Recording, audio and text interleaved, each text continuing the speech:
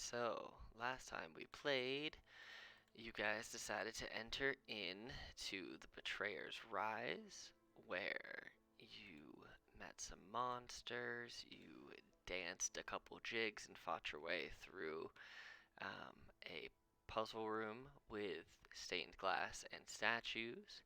You found a hallway of spiky death, you heard creepy noises, but eventually made your way into a weird statuesque, one big statuesque room with three different hands at different levels. You figured out how to get the door on the chest open. You did find a blood pool with orcs who were basically bathing and doing weird religious stuff in it. But eventually made your way into the door on this big statue's chest, where you then ended up in the prayer site of Ivandra, where you guys had another vision. The first one is this full group, and I'll repost the vision just so you guys have it there at easier grants. I will not read the whole 4 paragraphs again, but they are there. And at the end of the vision, the jewel that you carry, oh no, it transformed. It awakened. It has additional properties. You guys all got up to level 7 right as the vision ended. And as you guys came out of the vision, you felt the presence of other people around you. And you find your rival party to be there alongside Aloysia, the woman who tried to hire you to come and work for her to escort her here. And just as it fades, you become aware of them. Your rivals appear at the edge of the crater, along with the red-robed figure. "Well done, heroes," says Aloysia Telfin. "Now if you would simply hand over the jewel, we can all get out of here without spilling any more bloods." And you see that they had to have come in a different way from how you guys entered, as they are now surrounding you in a semicircle, with her kind of at the precipice, the point right there. So how do you guys immediately react to seeing all of them around you as you kind of come to? I don't say anything, but I do kind of like one of those mind motions. You know what I mean? The awakened jewel is glowing around your neck and it is on the outside of your clothing, so it is out in the open for everyone around to see. So they do see it. Yeah, it's pretty obvious. So yes, yeah, yes it is. In my head canon, we all just simultaneously go, "Ah, shit." I think maybe instead we go, "Oh no." Oh no, yeah, let's do that.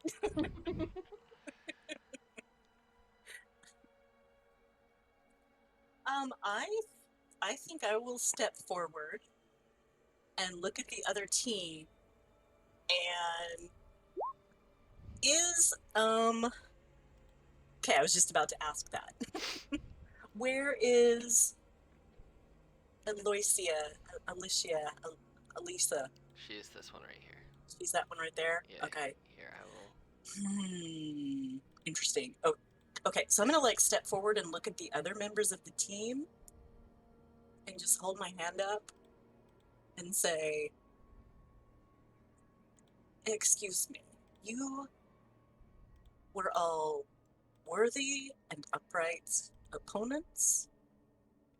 You played fair with us, and I hope we played fair with you, and we have no quarrel with you. What is she paying you?" A lot. We're going to be making about 1,000 gold. That is a lot. They all kind of nod. Yes, it is. You are correct in that statement. That is, in fact, a lot of gold. I definitely do not have 1,000 gold to pay them off. No, neither. Oh shit. Yeah. We had hoped we could pay you off. Screw that plan. Okay. We still have no quarrel with you. That is a lot of money. It's understandable.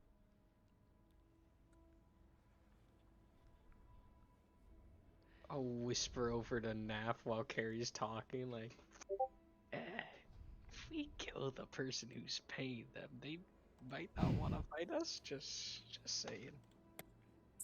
Oh yeah, Naf's first reaction to everything was immediately having his spellbook at the ready, and looking for the Yeah. looking for the appropriate page. That's good, man. If I you, like it. if you just hand over the jewel, we can be on our way. There's no need for violence. Do you plan to save the one who sent us to this job? I mean, I have access to many resources, so I'm sure if there is something or someone that needs saving, we can likely accomplish that. The great hero Elixir. She pulls out a notepad and writes that name down. Yes.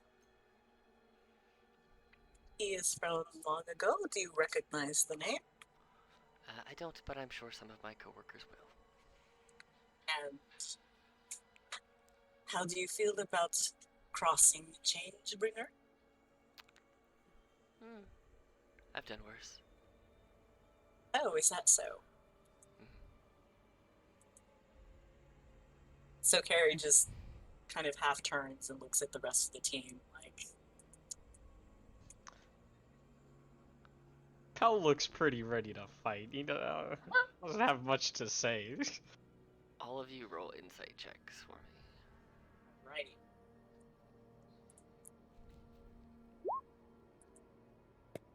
Inside. All right.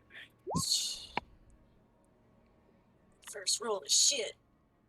None of the other party seem to be putting themselves into aggressive positioning or reaching for weaponry or anything that would lead you to believe that they are on the precipice of violence. They're merely just kind of standing and observing and answered your questions as it was asked. Is what's her face looking aggressive, or is she just like taunting us aggressively? She kind of like how she was before when you met her in the inn, how she was kind of trying to get you worked up to get what she wants. She's kind of following that same methodology. She's pretty abrasive. She looks like she could probably move to violence pretty quickly. You do see she does have scrolls kind of strapped to her person, like on the out, like she has like a belt of scrolls and then a spell book kind of hanging off of one hip, but she's not actively reaching for it.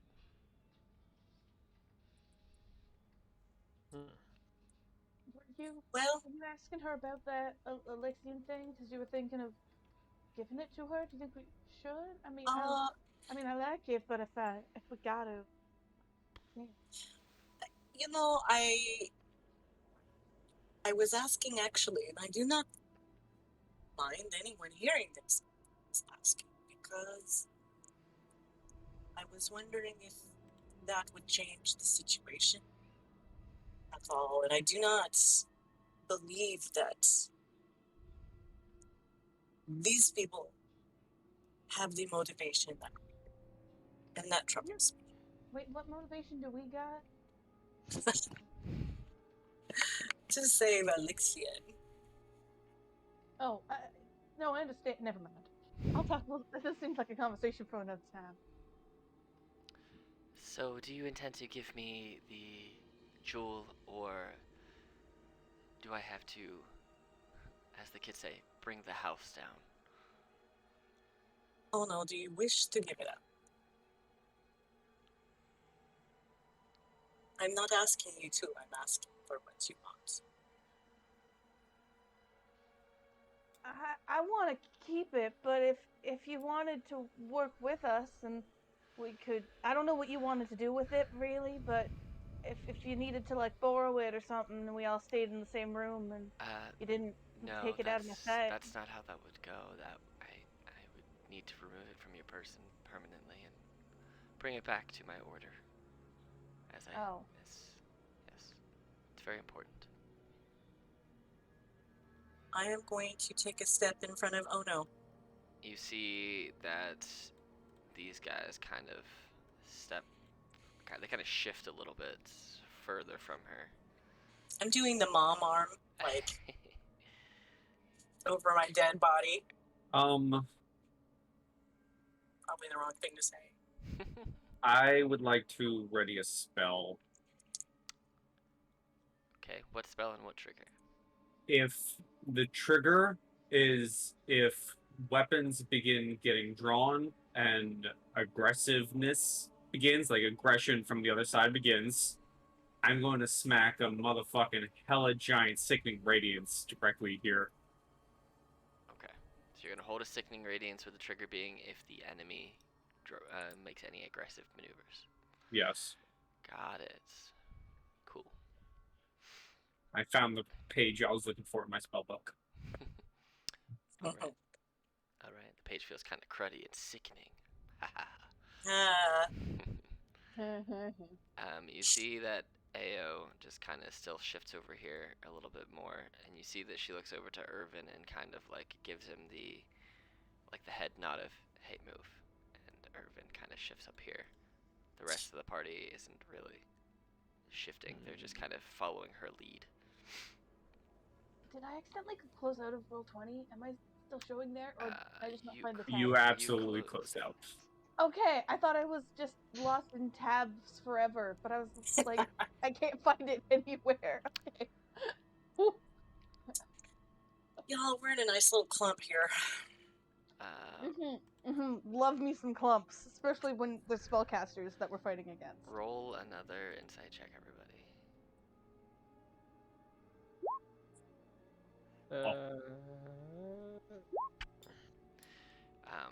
Yes. Carrie and Ono, you can see that the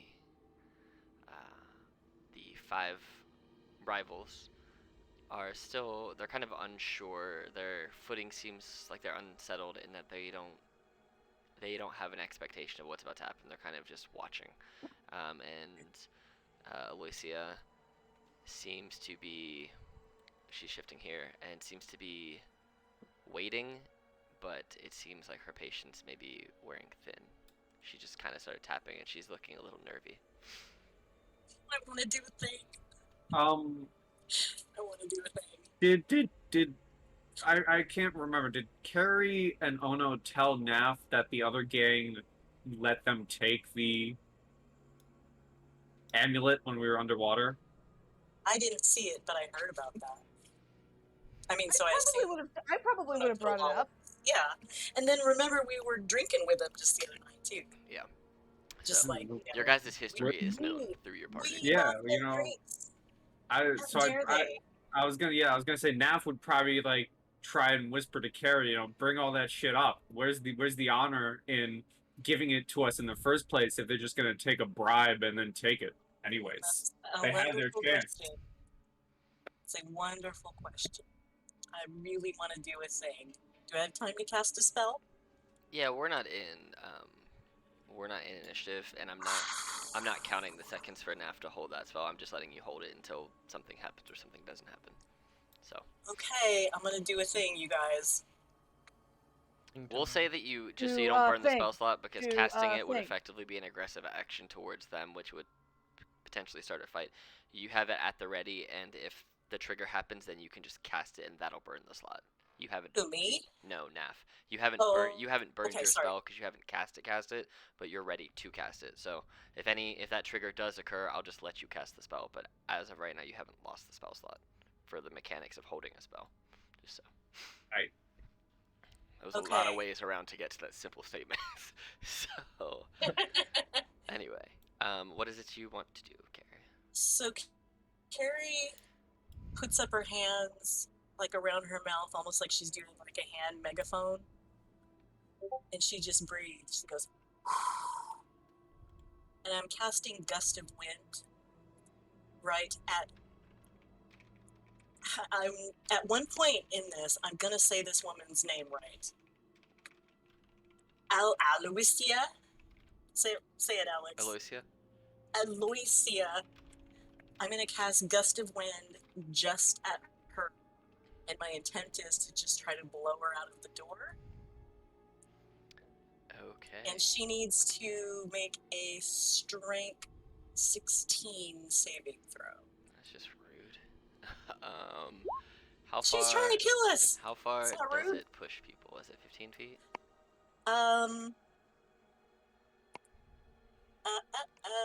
Yeah, 15 feet Oh, in a that's direction following the line. That is the wrong button. Hold on one sec. I meant to click this one. Any creature in the line must spend 2 feet of movement for every 1 foot it moves when moving closer. So basically, I want to just hold it, try to blow her out of the door, and then talk to the other team again. Okay. Did those rolls come through, or did they go to whisper for some reason? So, Please whisper. Oh, that's okay. Here, I'll just I'll re-roll them because they're out in the open. They're now they'll be in the open. 8. I will tell you, I accidentally rolled initiative first instead of pressing strength. It was 15, and then it was 4, and then it was 8. So she didn't pass Okay. anyway. so no matter what, she doesn't Yeah, pass. so we'll say that she gets pushed back here, and as she gets pushed back, she. So your spell can go off here, Naf. She's gonna release a spell at you guys since Carrie just cast one at her. So basically, it'll be bang, bang, bang, and then after that, we won't actually be an initiative, but I'll tell you what else happens. So she's gonna throw a 20-foot sphere right here, basically, which is gonna get all you guys. And Naf, you can throw your thing. Yeah, mine's gonna hit the others too. But I am throwing down my Sickening Radiance directly on top of her. Okay. So I'm gonna do. Here's the thing, with the gust going, it disperses gas or vapor. Bang. So this is what hers is gonna hit, just so you guys can see. And as soon as you drop your, because yours is a straight line, correct? Mhm. Yeah. Okay, so basically I'll say it'll catch the damage, but then anything immediately in that, it'll just basically split a line in it. So I need all of you guys to make a DC 13 dex save as she casts Arcane Blast. Okay. And this is all This- force damage. That's a Dex plus- save. Yes, it's Okay, dex save. On a failed save, the creature takes, it will be 14 force damage and is pushed 10 feet away from the center of the area. So everyone who It's a fails pushing word. is pushed away. Anyone who passes, which is over 13, so carrying, oh no, you guys take 7 damage and you are not pushed. Where am I pushed? Just I 10 mean, I'm pushed into a wall. Yeah, just 10 feet backwards. So basically, you're just, like, yeah, basically back there. So you guys are shoved back as that arcane force just explodes. You're pushing her. Carrie, roll me a con save. Yep. For your spell. Concentration. Since it's concentration spell, I think. Did that not come through? No. What is happening with 20 today? It's been wild. Well, it was a 7. Okay. I'll be honest and tell you that. Alright. Do you have Warcaster? Not yet. Well, the... Wait, did I take work? Anyway, I don't know. But the wind fails. And roll your damage. What's the save and damage for your spell, Naf? there is. Sorry. It's well. Also, to your previous point, Sickening Radiance isn't a gas. Yeah, it's just a lighting thing, I think, right? Yeah. So it wouldn't have been affected by your winds. Can I just see how big it is? 30-foot radius sphere centered on her. Yeah, I lied. I do have Warcaster. that's fine. You control your save again. See if it goes through You can this put one. it there. That's pretty much 30 feet right there. Or you can try and move it and just hit one of them, or it's really up to you. I'll No, say I'm that if plopping you it on her. I'll say that if you want to, because you know that these ceilings are pretty high, you could probably cast it above her so that it would hit her and not the other party if you intend to do that. If you try to avoid So the party. when shit went down, they weren't pulling their weapons. When that blast went off, these two over here dove kind of over here. They kind of dove out the way, and Ao dove over here, and she pulled out as she was diving out the way, just for her own protection. She pulled out a harpoon, and you saw that big old Maggie pulled out her a maul, and then Dermot over there pulls out his warhammer and shield, and they're kind of at the ready, looking back and forth between everyone. And they didn't get hit by the force wave, but they dove out the way of it. So, Okay, so so in that split second, it was like I'm arming myself for protection, not Yes. necessary to cut your head off. yes, because Alright, they see that you guys are so- shooting each other, and that's Okay. kind of So where I they're just- right now. I just yelled towards them again. We have no quarrel with you. I will need a Constitution saving throw, please. Okay. 18. damn it. But she's still in there, so as long as she remains in there and turns keep passing, that save keeps happening. Okay, so as this happens, she looks over at the party, the other party, and kind of yells, "Attack them, you fools! Take it!" And they all kind of look at her, and then they look at you guys, and you see that, not really to your surprise, they kind of step to you guys, Yes! Aw, yeah. Oh, wait, they're backing us up. to her. And she's gonna make a save again. This is what happens when you give them snacks. 15. She fails, takes 12 radiant damage, and suffers 1 level of exhaustion, and emits a dim greenish light in a 5-foot radius, making it impossible to benefit from invisibility. Okay, so as that happens, I'm gonna roll just to see if she gets it back. She does not get her arcane force blast attack back. So what she does do, as she sees that she has been betrayed by her party, she starts to freak out. She looks tired. She starts throwing her hands up in the air. She whips out one of her spell scrolls and throws it in the air, and very, very quickly starts to cast magic from it and dives backwards. And as she dives backwards, I need everybody in the room, which is going to be all of them as well. You see the ceiling above you starts to shake, and she casts, I'm just going to post it because it's fun, it won't be this much damage, but she casts the earthquake spell on the room. And she casts it from there. I thought she's casting in this square. She's casting in that square. I could attempt to counterspell. well, she's right here because she got pushed back. So she's there, and she's basically reading it and trying to make the roof fall down, and the roof starts breaking and falling, and it's a DC 13 deck save, and you can ignore the damage on that because it's different. I'm just gonna ask anyways. If I saw her pulling out a scroll, could I move forward to try a counterspell? We'll roll because of where you are. Let's have you roll just a straight luck check to see if you can get there quick enough.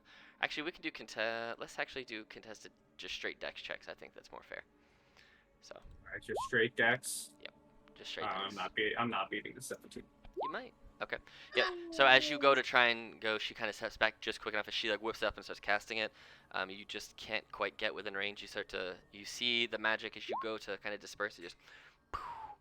The scroll dissipates into the air. And I'm gonna roll dex saves for all of them real quick.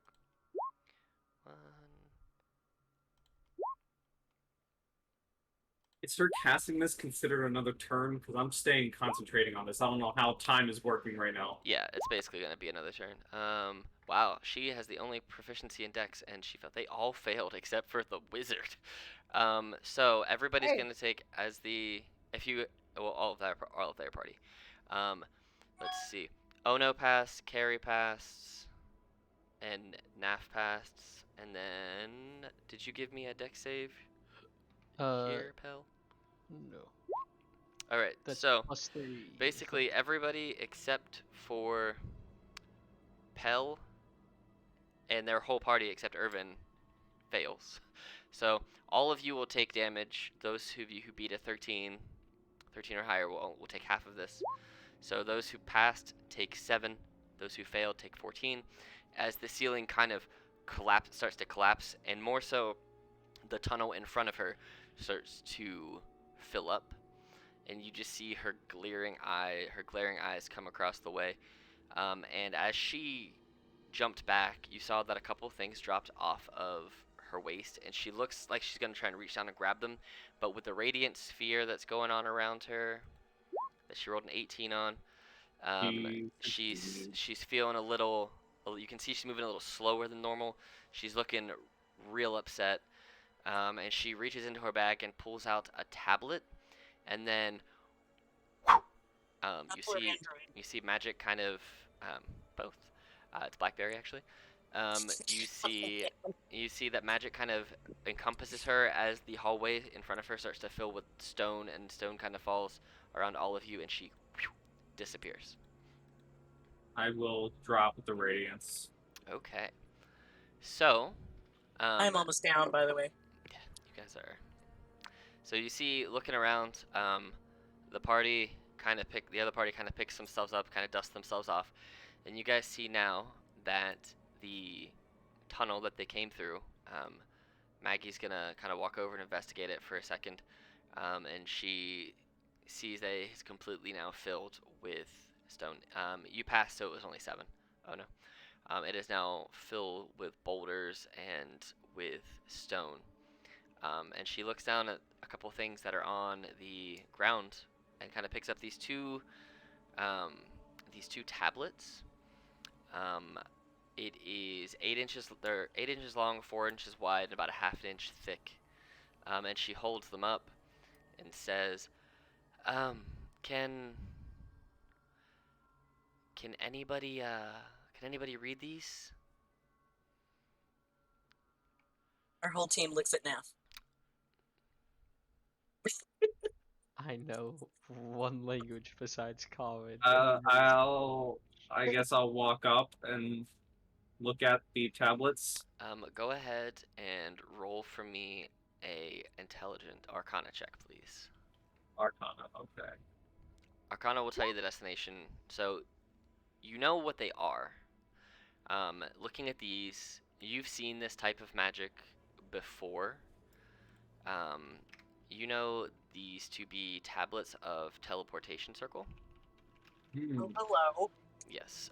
Kind of looking at them, you see that the conjuration magic infused in them only seems to be good for one way, which kind of makes sense why there are multiple, as they're kind of one-way trips to get somewhere.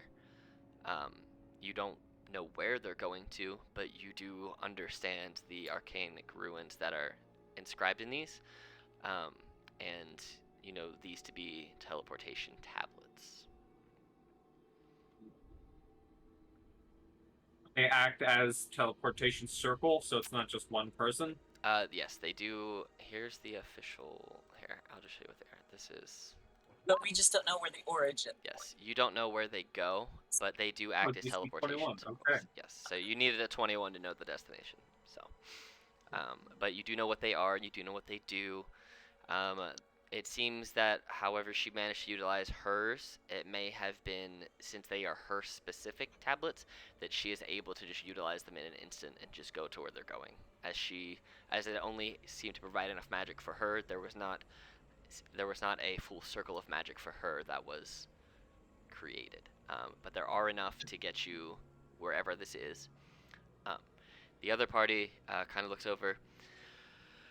And Ayo steps up and says, "Well, we can get you guys back to Bazozan if you want. That kind of didn't go as we planned. We were going to, well, bide our time and hope that we could, well, take her to, you know, the leader of the town. But apparently she decided casting magic and halfway destroying this place was the better idea. So, Did I'm sorry, I'm very confused. Did the leader of the town, did they want her in Bazazan? they did not want her in Bazozan, but we realized that she was probably not the best kind of person. After she just outright offered us 1,000 gold and then told us the plan was to take this tablet to take your jewelry, the thing that we found when we were competing against you, whether that meant killing you or saving Wait. or keeping you alive. Oh yeah, you would have totally known that what she was looking for was what I had. Yeah, I I'm the didn't one even that think gave about it. that until Mhm. yeah, I hadn't thought about that until literally just when you said that. Yep, I let you have it because you won the race fair and square. But yeah, she said that she was the whole plan of hers. She was gonna pay us. She gave us half, so we have 500 gold. But she was gonna bring us down here, which she did. We were going to wait down here for you guys, assuming you would make it here alive. If not, we would have found your body on the way here. Your body's on the way here, which thankfully we didn't. Good job. And then we were either going to pillage your bodies for the item, or we were going to. She wanted us to kill you and take the item, and then she was going to use it and teleport back to her city. But you know, we don't really have any qualms with all of you. We are kind of not so much indifferent, but you don't deserve to die for no reason. So once we killed you, she was just going to say that the Betrayer's Rise got the better of you as it did many adventurers. So, you know, that's the long and short of it. I apologize for disrupting any plan that you. No, you're fine. That actually kind of worked out better. But now it looks like we're kind of stuck here. We can either. It looks like as she looks over and she sees that Naf is kind of studying these. Hey, are those? What are those? Are those magical in any way? What do they do? Can they help us get out of here? Yes. Everyone come to the center. And I will take the tablets and bring them to the center. Maggie walks over. Dermot kind of walks over. And Do we know where we are going to end up now? Nope. actually, let great. me do this. What is your who's got the highest one? What is your intelligence, Naf? Because they have a wizard with them. I have 20. All right, they have 18. So, I'm gonna roll for the wizard, and the wizard's gonna try and assist you. So, I'm just gonna roll a straight intelligence check for them. If it's over 10, then they'll give you the help action. They'll give you the help action anyway, so you'll get advantage. But if it's over 10, you'll get an additional, we'll say +4, because that's their modifier. Ooh, okay. So, but if they don't get over 10, it's just advantage. So, as you kind of hold them out, let me look at those with you. Putting our brains together, we might be able to figure it out. Is this Shaggy? Is Shaggy the wizard? This No. is not Shaggy. This is the Drow who is on here. But no, they they looked and they did not succeed. Is this So still an Arcana check? it is still an Arcana check. Oh wait, it's a Can plus. It's Can a I plus. help? It's a +7, and they actually. I rolled the wrong one, so it is a 10 on the nose. Oh. So you'll get advantage +4. So Okay, here we go. this is an Arcana check, so +4, 20. You are not quite. You need, Come you need on. a 21. And you guys are looking at it, and you guys are kind of like, and you know for sure that they don't go to Bazozan. You know that you're 100% sure that they don't go to Bazozan, but you don't know where they go. To instant death, dude, I would be. She leaves I- behind trap tablets. I'm just saying, man. Yeah, I most likely can. Did we leave a rope dangling? Did we specify that we were going to do No, that? we Guys- never did that. You guys Yeah, come that right was down. dumb. We never did that. As you guys look up, however, you see that the door has sealed itself, as the rocks that earthquaked from the ceiling have kind of filled it. Oh, spit. Yep. So as you're doing that, Maggie kind of walks over here and drags Dermot and your Shaggy fellow over here, and they're looking at this wall, and they go, "Well, we can break the tunnel down. We'll go out that way. If you don't want to risk just going somewhere random." I could probably help with that. It's gonna take before some we time, do- but we could. Before we do anything, and I could probably help with it also, but is anyone in your party in need of healing? No, we're fine. Well, I am, and let's see, who else is in kind of bad shape? I might. I mean, I'm not but I might. I can patch people up myself as well if you don't want to waste spell slot. It's probably not going to heal you like nearly as much as you want. but- I was thinking of casting my little combat medic. My little As you're doing that, healing spirit. Dermot's gonna walk over and be like, "Please allow me. Can I?" And you see that their hands are kind of glowing, a little golden. It's this What little. a It's legend, this dude. little goblin wearing like a splint mail and a shield. Oh, And you see that he looks at you for permission to cast magic at you. I would be most grateful. So you see that he only comes up to about your waist. He is a goblin. He's very small. But his hands start to glow this like yellowish color. And he is going to cast Cure Wounds on you at 3rd level. So it's going to be 3d8 plus 4. Wow. So you're going to get 13 hit points as he charges you with Holy some crap. magic. That's beautiful. Thank you. You see he kind of breathes a little, like, okay. Thank you so much. Well, I got one more of those in me today. Anyway. I do have a few as well in case we run into trouble. Alright, well, I'm gonna keep mine just in case I'm the only Good, real healer yes. of my party.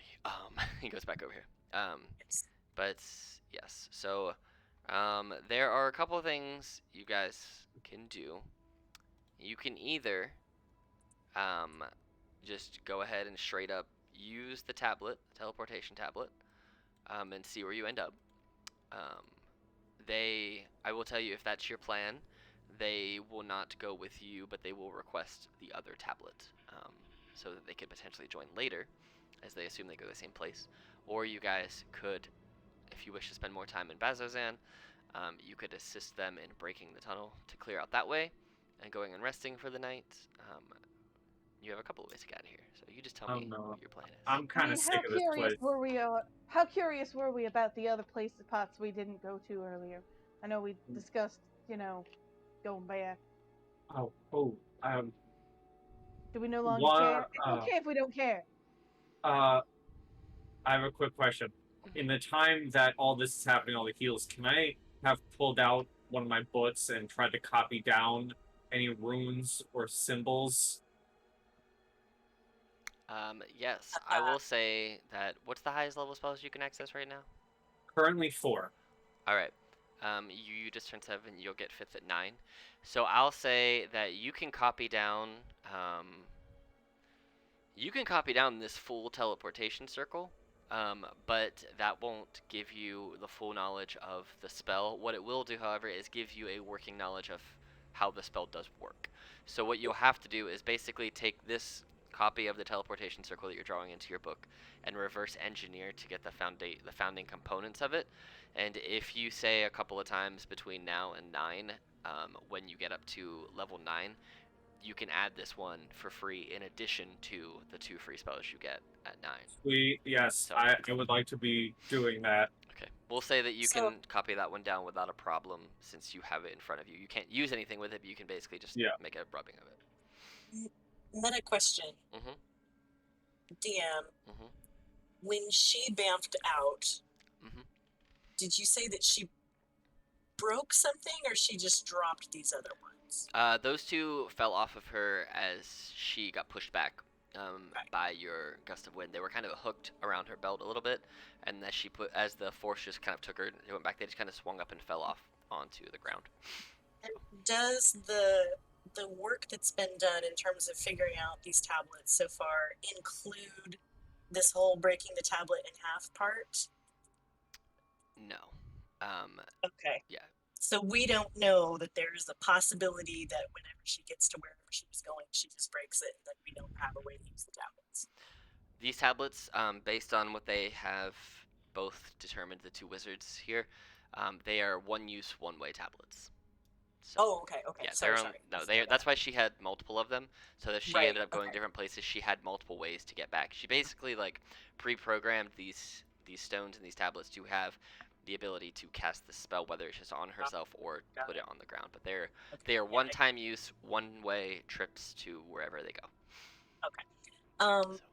I have our wizards compared the 2 to each other. They are identical. Are they identical? Yeah, okay. They are identical. I'm going to ask everybody, do we have any reason to follow her other than the fact that she would have happily killed us? I mean, I'm pretty sick of Bazzoxan. Overall, also don't kind of want to avoid people who want to kill you rather than go following them. I mean, unless we actively wanted to kill her. Yes, that is what I am wondering. Do we actively want to kill her? Because, I mean, I guess, it seems kind of fair, but also, I don't... Well, out of game knowledge, if we do go after her, she is currently a level into exhaustion. That is true. I agree with you, Ono, in that I do not wish to seek trouble if we do not have to. It seems that we find enough as we go. However, I still do not feel very good, and I'm not liking Bazzoxan much either, but You don't want to go back to the Zoodle Maker of Bazzoxan? kind of. I think she could just chase after us if we don't sort of finish her, because she sort of seems like she wants that necklace pretty bad. True. But is it feasible if we return to Bazozan, set a watch and rest, and then Well, use I these will tablets? tell you mathematically, it will take a minimum of 10 hours to move these stones. Um, so basically, the Oh. giant boulders that are here, you can either spend a total of 10 hours as your whole group if you get over the combined strength score to work your way out, or um, a few of you with a combined score of lower could spend 20 hours basically non-stop and clear it out. So you could either, as a full group, take 10 hours. You could rest, then spend 10 hours and clear it all out, and it wouldn't cause you exhaustion as long as you guys have the numbers to get over what it needs to be. And I think you might. That is What a if lot of that is a lot of time that we would be letting Betrayer's Rise reset and reshift and refill of creatures. Ooh, what if I were a dinosaur? true. That's funny. Dinosa, you are a dinosaur. Well, I would like to do. That is a lot of time. You make an excellent point, math. I would like to do a bit more healing, perhaps, if we are going to go directly. If we are going to use these tablets. I mean, I'm feeling like mostly good, like strength wise, but I'm feeling a little bit tired, kind of energy wise, if you know what I mean. And I don't know personally if I'm up for a big old smash. I mean, I could do a big old smash. I don't know how many smashes I could take. You know what I mean? I feel like I feel like I don't have that many more smashes I can take in me. And I know you ain't doing so hot either. I I don't know. I seem real torn. I agree with whoever said that she's gonna come after us, because I think that probably sounds like what's gonna happen. But at the same time, I don't really know if I really want to get into the whole like eye for an eye sort of mortality kind of issue that might be going on here with like if somebody threatens your life, they should now. You know what I mean? It feels less like self-defense and more like revenge for something that she didn't actually do yet. Well, I will say you guys remember thinking back on the conversation that you had with her when you were at the Ready Room, the bar inn that you stayed at, that she that she'd read some historical records talking about an unidentified hero of the Calamity who hailed from Wildemount, born under the full moon of Ruidius and wields the power. It was referring to who she believed to be Elixion. She didn't know him by name at that point. Knew that whoever was in lots of battles, including the ones here at Betrayer's Rise, that they died here at Betrayer's Rise and was brought back as a vengeful revenant by Evandra. She believed that. And another thing that she believed to be true based on her researches was that that hero wore a pendant that contained the power of gods, and the pendant was something that her organization was looking for. Not her specifically, but she was sent by her organization to acquire it. So, but you don't know who her organization is. But yes, that was what she. But we do know that she's got an entire organization behind her, That she at least- she was willing to kill us for this thing. Yeah, that she at least works for someone or some group Right. that really wants it, and so if they're sending her here and offering 1,000 gold to a random party member, probably have some type of resources. Probably. But you don't know how far Yeah. their reach extends, how many resources they do have, but you do know they have some sort of ability to give her teleportation stones, as well as 1,000 gold minimum. Just passing them out like candy. And you know she must have had more because she's hired a couple of groups before them and before you to come in here. Right. So that's just all of the out of game knowledge or in game knowledge that you guys have acquired about Alicia since you have been in Bazozan. But you also know there were two other folks that were in town who you spoke with. Prolix, you'd only talked to him a little bit at the barracks, And then question is that other person that you spoke to in the bar before That's true. Aloysia was overhearing. And you also know that you have the contact in Taskand, Varen, Thales, or Thalos. So Yeah.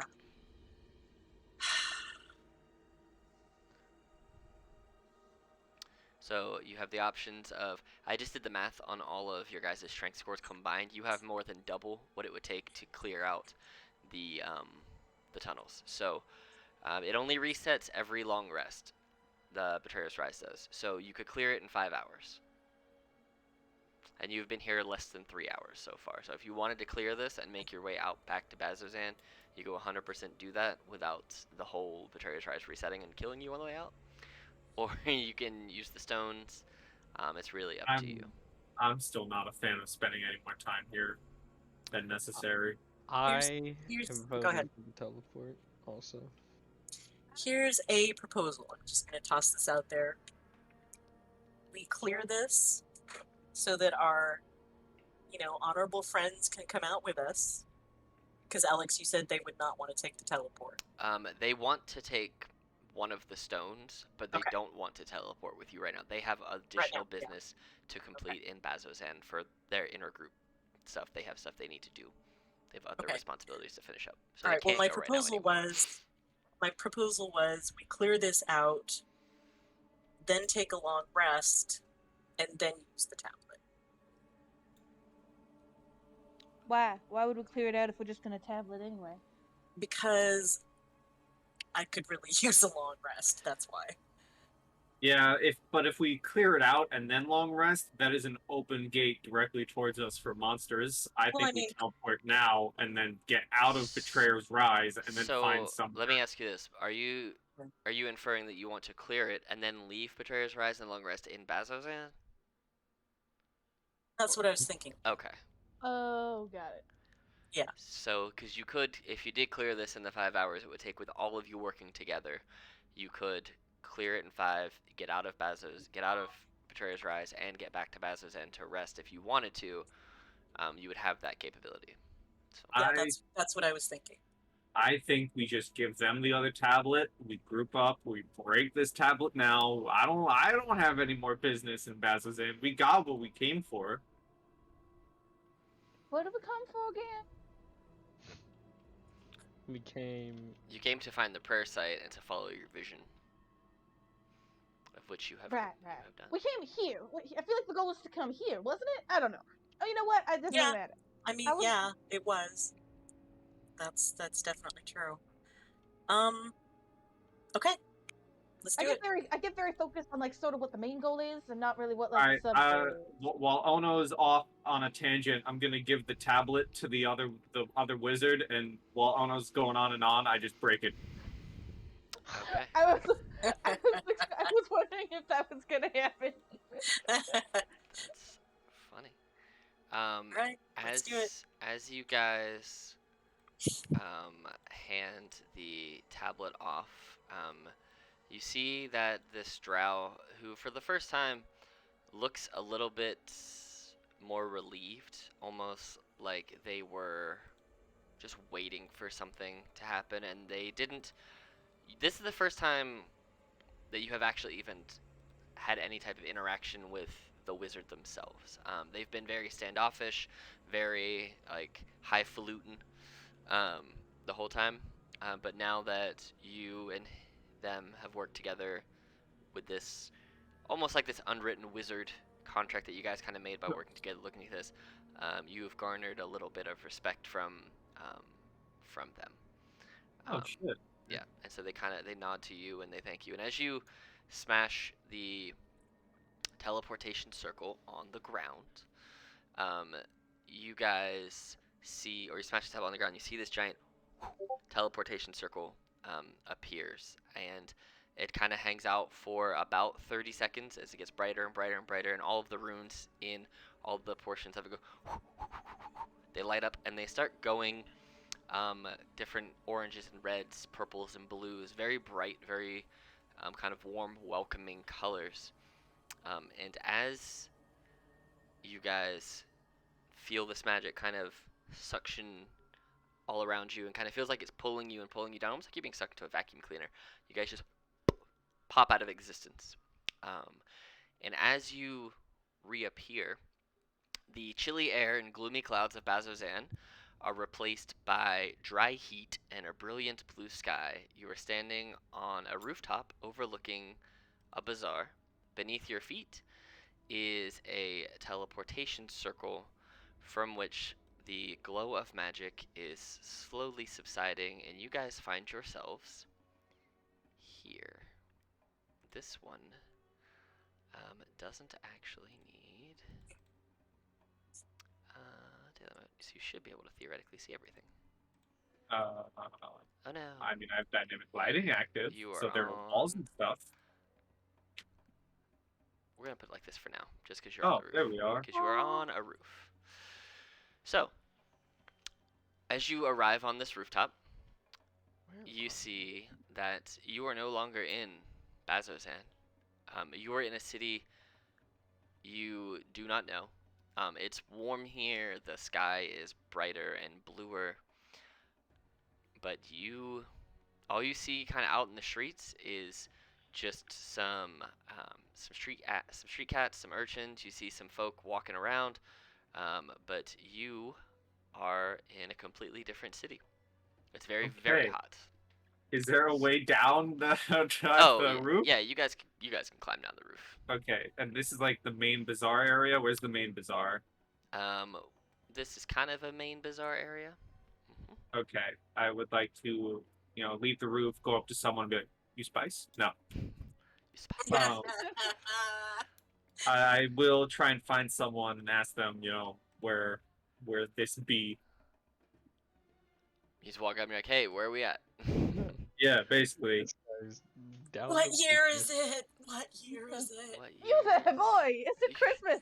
You there, boy. This is Christmas. Yo, while he's asking, can I patch everyone up with my healer's kit? Oh, yeah, 100%. Yeah. So you can go ahead and roll your HP for everybody that happens to need it. Because I think it's, 1d something plus it's 7. 1d6 plus 4 plus additional hit points equal to maximum HP. So 1d6 plus 11 for each person. Oh. So this is Carrie, this is Ono, and this is Naf. Alright, so 15, 15, 17. And you can also patch yourself up if you need it. Sweet, I actually get 21 health because I have that feat. Much. Yes, you. I'm at half now. Thank you. As you are kind of just like climbing down and ending up there, Pell takes time with each of you and just kind of patches you up a little bit. It's a little bit of it's not the best healing, but it does a lot to at least recover your wounds. It stops any active bleeding that you might be having. Yeah, as you hop down there into the courtyard, you see that there are many, as you get a little bit closer down here now, you see there are many food stalls on the west side over here. These are food stalls. And there's a fountain that sits right there in the middle. There are people around all of them. There are some people gossiping over lunch around the fountain. There are people lined up at all the food stalls. You can walk up to any person that you are looking for. Yeah, these are food stalls? Yep, these are all food stalls. Yep, all these things over here are all food stalls.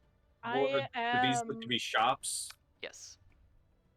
Um, It's like the This is like the central street. So basically, this right here is the central street in this region, in this square.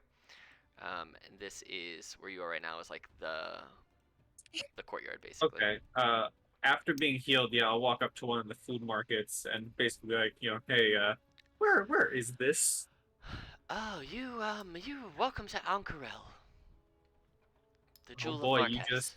you just cut out for me. Welcome to Ank'Harel, the jewel. There we go. There we go. The jewel. Oh no, it's looking at the food. Maybe I'll even go up with Naf and just like stare over or under his shoulder and just be like, food? Interesting food? There are lots of interesting foods here. Interesting food. Tell me about Um, it in a minute after I come back from taking my contacts out, because dear God, my eyes are having a crazy moment. Fair. Well, you can tell me about it because I'm gonna buy some snackage and ask them for the nearest like tavern, inn, or living space. Okay. So you're just looking for food? Is that all you're looking for? I am looking for. It has been a while for Naf. Are there any like fresh fruit? Yes, there are. Here's Yes, the map. Here's the main picture of Ank'Harel. Ooh. Beautiful. What it looks I like. wonder if we'll meet a certain person, a few persons, Maybe. Who knows? possibly someone who may or may not be hanging out in that palace there by a certain name and isn't a human. I Maybe. wonder. Here's While the they're going here's down, the can I- picture of the bazaar that you guys are at, just so you guys have some art for that. Oh my God, we're in the Sun Cut Bazaar. Yep, that is where you This are. is where it all started for the Meat Man. Yeah. You are at the Sun Kept Bazaar. Oh my God, we need to become drug kingpins now. We need to take some selfies. Where is the Meat Man? The Meat Man. You can go around and ask. I feel like Ono should know the Meat Man, Do like you- already. Do you know the Meat Man? Jesus. But yeah, I'm buying some fruit and asking Do closest you place. know the meat man, the meat man, the meat man? You're asking for the closest place to stay. Yes. The closest place to stay, well, it's actually not too far from here. It's actually called the well, it's the Golden Ship. Shit. Okay. Do they have mangoes? I'll buy a mango. What's a desert fruit? Mangoes, coconuts, cactus fruit. I'll buy a mango. We need the mango. This Is feels there like anything- home to Carrie. Is there any like dried mango? That's what I would like. Oh yeah. Oh, sign me up for some dried mango.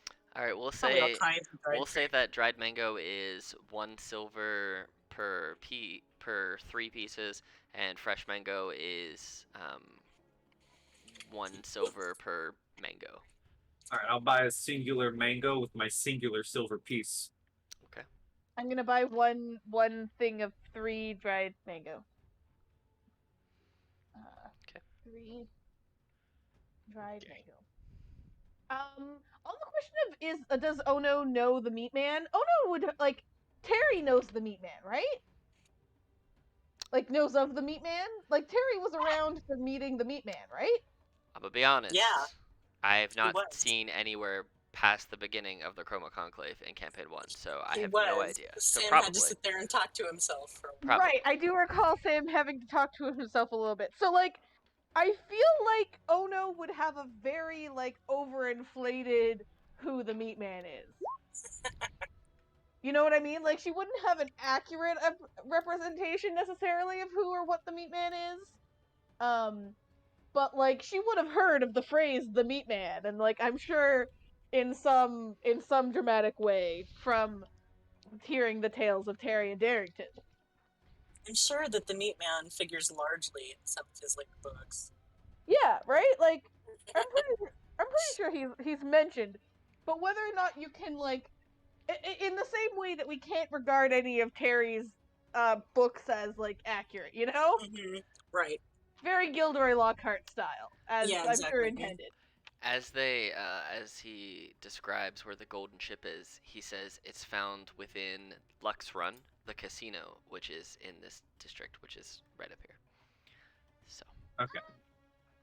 As you look over, you see it is a 3-story tall building made of speckle red porphyroid and topped with metallic domes in the palatial Marquesian style.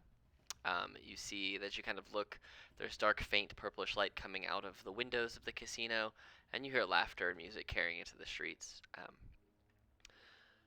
as you turn around and look to where you guys climbed down from, because you guys effectively are all down here now, this place right behind you is that's what I was looking for. I am not climbing down yet. Okay. Yeah. Well, you see, those of you who are down there, you can see the casino up in the corner, Carrie, because you're on the roof. But the building that you're on, the one that you guys came down, it has maroon stone walls on the outside, and you assume probably the inside too, and an ash black door, and that seems to be in stark contrast to the casino. And you see a sign hanging off of it. It says First Eclipse Tavern.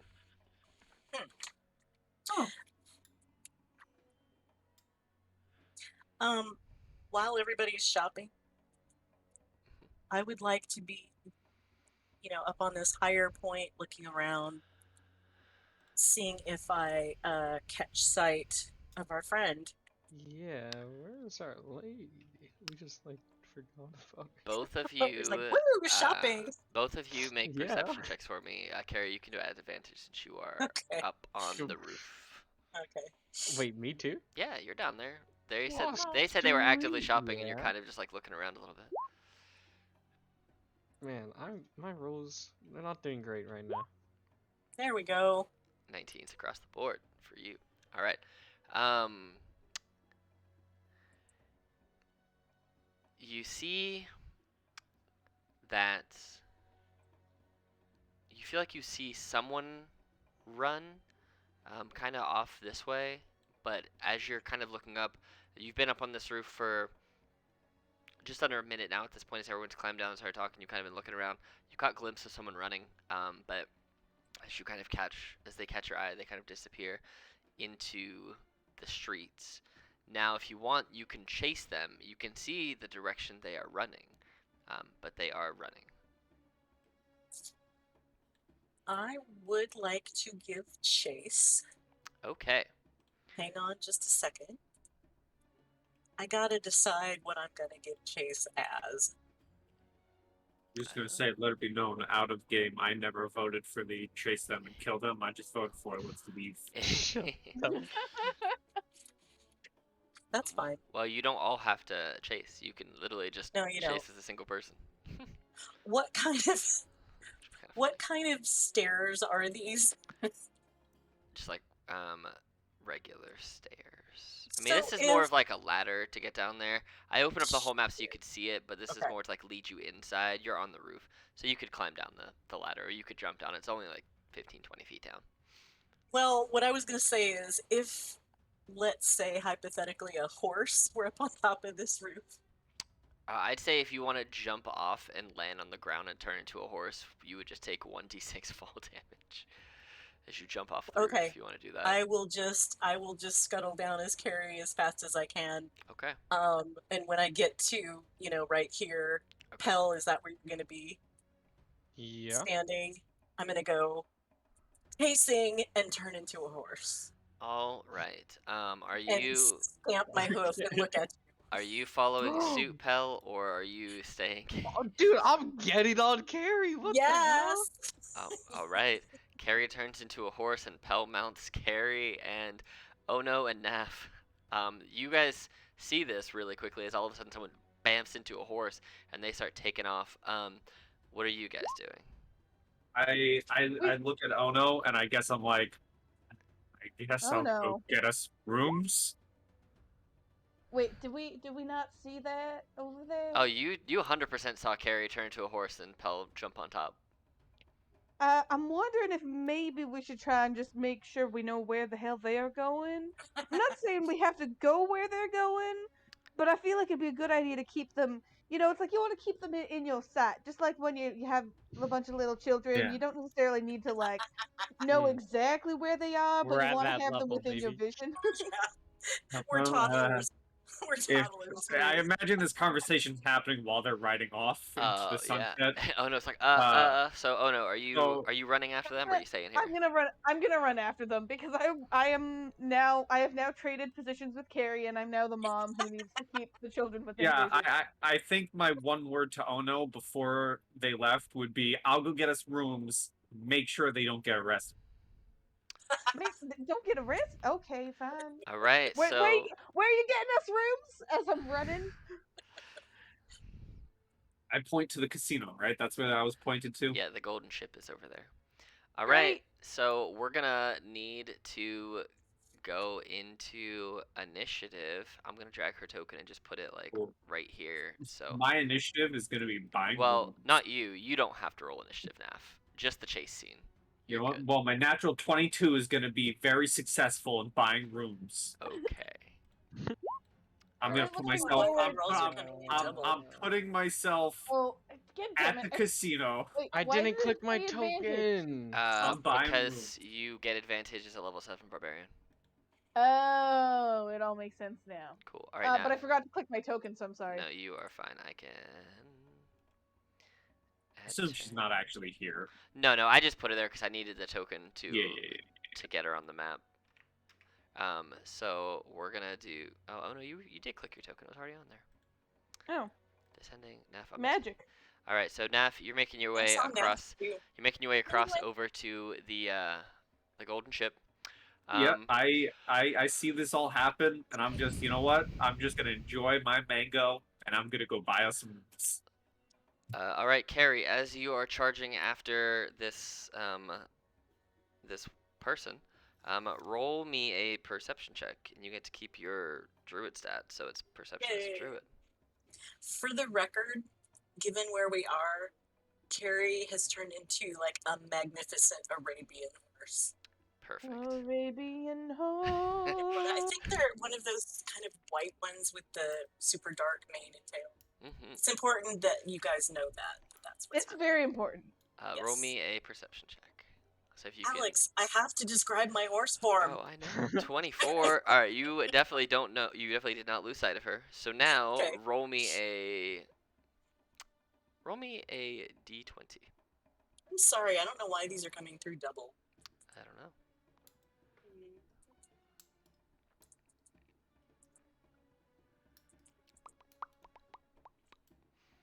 16. All right, so you are charging after her. You're making your way down through the market without any type of encumbrance. You are leaping and dodging and weaving. And Pell, it's just like you're back at home. This horse seems to have more of a mind of its own than you're used to, but you know. I'm cool with that. Oh no, you are chasing them. What is your horse's run speed? 60, I believe. Yeah, 60.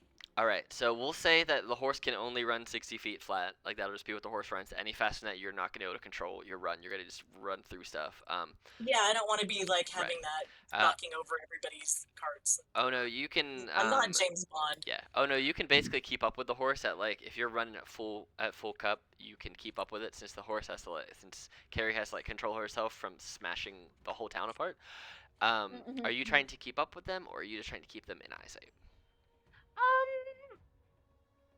I think I'd like to try to catch up to them because I am also curious as to what the heckity heck is going on. Okay. Roll me a d20. 1.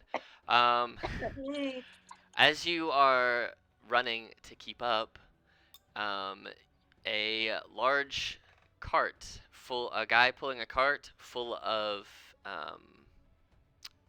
cabbages pulls out in front of you. I need you to go ahead and make for me a acrobatics check DC 15 to get over and around the. Oh no! Oh no! My cabbages. Oh, no. As you run, you see he looks at you and he goes, "Oh no, my!" And you basically sliding over the hood of a car. You just hop over it and just yeet your way over this, and you just keep on running. All right, Pell, roll me a d20. Since you are the rider, you don't have to run because you're riding. A 7. All right. You guys are running. You guys are charging, and you just are You're going and going and going. And as you kind of bend around this corner, you see there's a street fight happening, a straight up brawl. People are swinging fists. They're throwing bows. Go ahead. And to get past the brawlers unimpeded, either make an athletics check, an acrobatics, or an intimidation check to get around them. You can either jump over them, maneuver carry through them, or you can yell at them. Whatever you want. Athletics, acrobatics, or intimidation. Oh, Use some of okay. your horse foo. Dude, run through them. Hell yeah, man. 13. Use some horse foo. It was a 15 check. So Oh no. you get through them, but it costs 10 feet of movement, or it's 10 feet of difficult terrain, so it's 20 feet of movement. So you slow a little bit, and you see that Alicia gets a little further away, and you also, both of you take this much bludgeoning damage as you smash through people. You both take 5 bludgeoning damage as you just just fight your way through bodies. All right. Well, bad. So Loisia is running. She hears the clippity clop of horse running behind her. I'm gonna roll a straight d20 and see if she's impeded.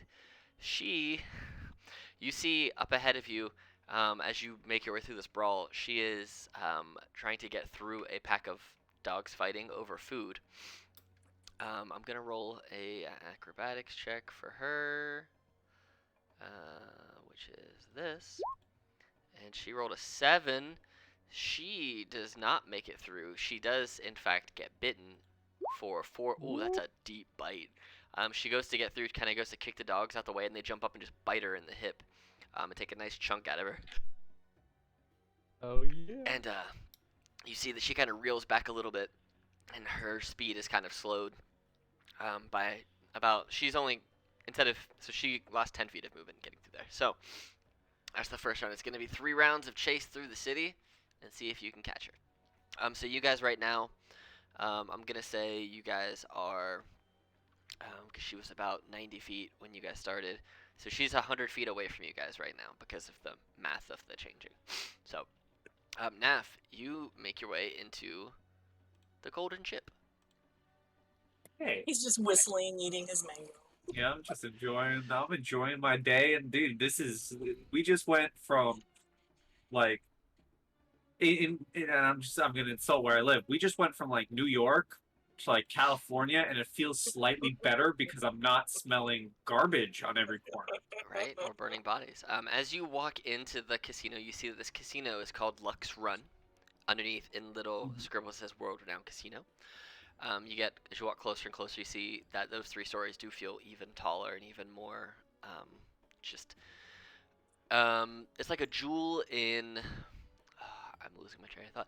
It's like a jewel in the middle in this part of the city. It just stands tall above everything else, kind of like the Empire State Building, just 3 stories tall. Not as tall as that is, but as you get inside, you hear more laughter, more music. You see that there's tables draped in crimson cloth. Those cover the entirety of the floor pretty much. There are locations crowded with patrons trying their hands at different games. You see employees dressed in uniforms of dark gray and gold pushing through the throng of people while carrying trays of food, drinks, and coins between tables. You see a small halfling looking quite confident in their demeanor.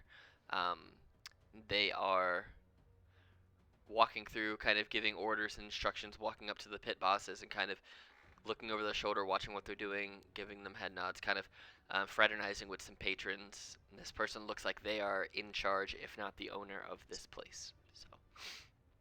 Okay. Is there like a front desk I go to, or do I go to the owner? There is a front desk. As he sees you walk in, they kind of walk around a little bit more, finish their rounds, and they hold up their hand as if just wait one moment. And for a couple of minutes, they finish up what they're doing, and then they come and they greet you at the greeter's desk and says, how can I help you? Yes, we just arrived in the city. Me and a group of 3 others, like some rooms. I was gonna say we. I'm small, but I mean, I only see you. So is there? You said 3 others, right? Yes, Yes. Excellent. Well, I can get you rooms. That's fine. That's fine. You got money, right? Yes, I do. Excellent. Well, I'll tell you the the lodging here isn't necessarily the best. The casino is where we put all the money, not so much the lodging. We don't want people to sleep when they're here, you see. So, I don't know the number off the top of my head, but if you look under lifestyle in your character sheet, whatever it says for poor, that's how much it costs. it's like, Oh, I gotta find that. yeah, I think it's like 1 or 5. It's Uh, super cheap. It's not very much.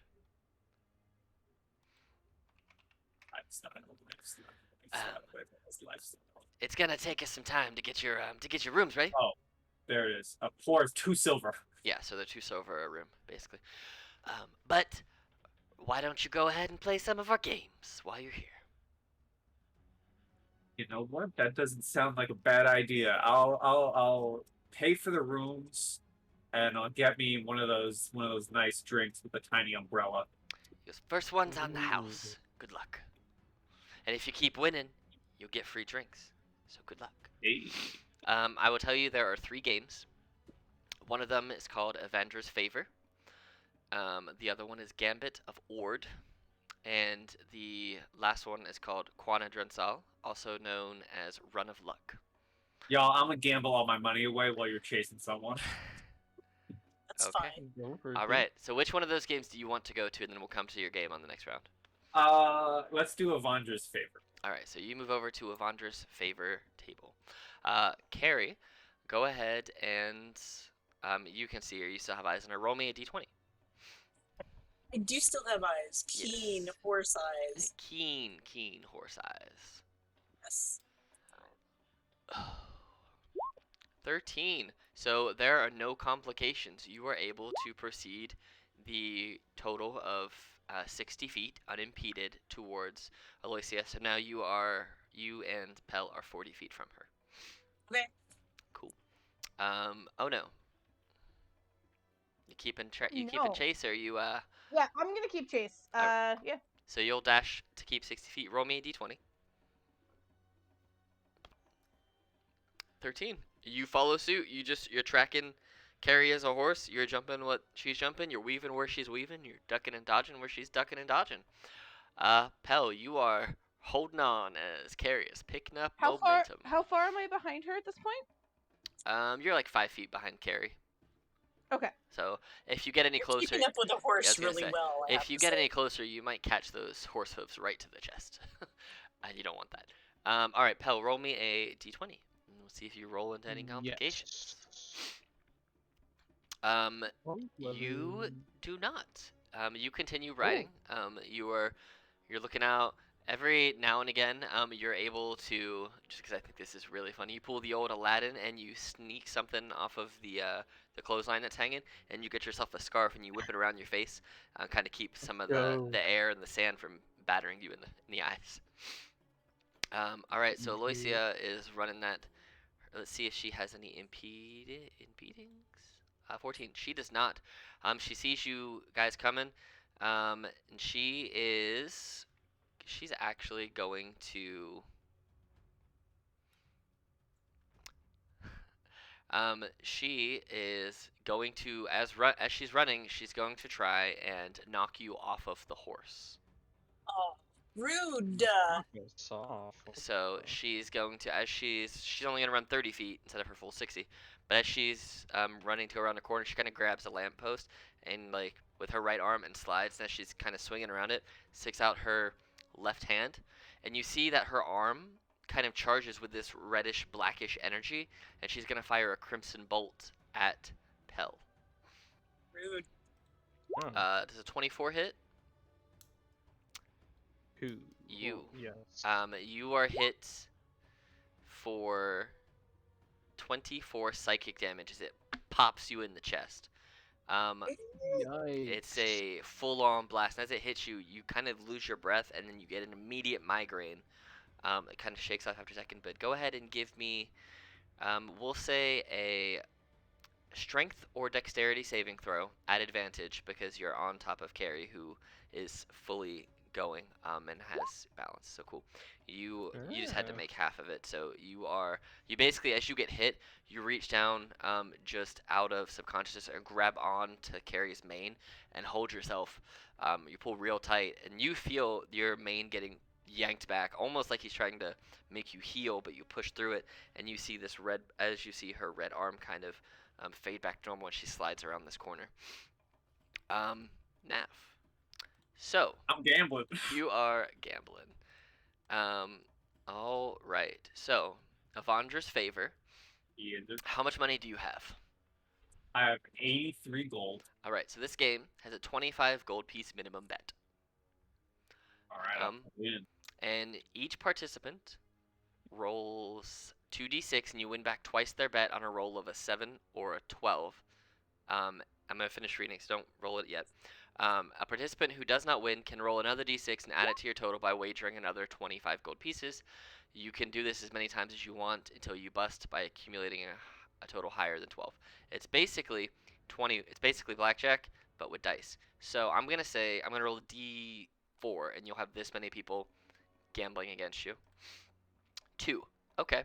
So let me find a pen so I can keep track of this, because I'm not going to be able to keep this all in my head. But you are going to have 2 people who are going to play 1, play 2, who are going to initially gamble that 25 gold. And then you're also going to gamble that 25 gold. Yep. All right. So basically what we'll do is I'll go Gambler 1, which is an NPC, Gambler 2, which is an NPC, and then you. And you win back twice your bet on a roll a 7 or a 12. See if they get it. So here's the first guy. He rolls an 8, so Ooh. he does not, but he is going to gamble another 25 to see and roll another d6 and see if he can get it up to 12. This means a 4. Oh, snap. He's at 10 now. You know what? He's going to gamble it. Put in another 25. Wow. He busts. Oh. So he takes the L and loses 75 gold, which goes into the middle. So player 2, he's put his initial 25 in. He rolls an 8. Ooh. Like the other guy. Like the other guy. He's a little gambly, so he's gonna put in another 25 and see if he can roll a 4.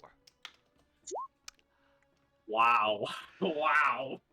Seeing what happened and believing he has Evandra's favor, he's gonna risk it. He busts. That was almost the exact same rolls, and that was scary. Right. All right. So you put in your 25 gold. So roll 2d6. 2d6. Come on. If I get an 8.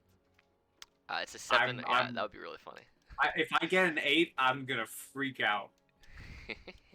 All right, 2d6. Uh-huh. Oh. So 10.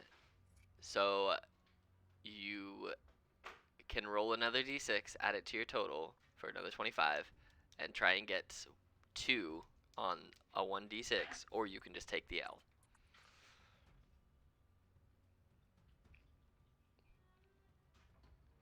Hey, winning on Ank'Harel, right?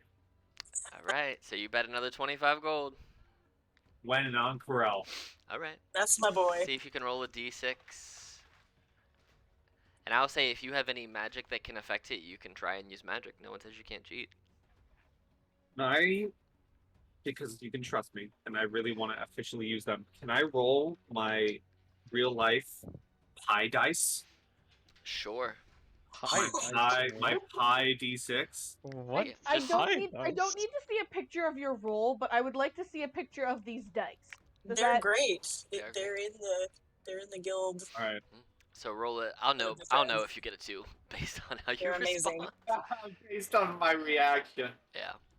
I'm gonna close my eyes for this roll. Do it.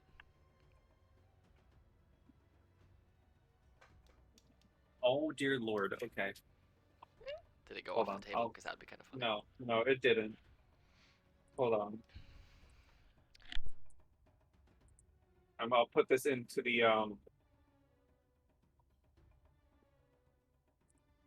our chat. The Wildemount chat.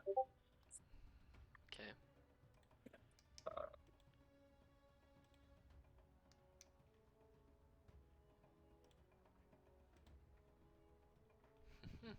He's a little gambly.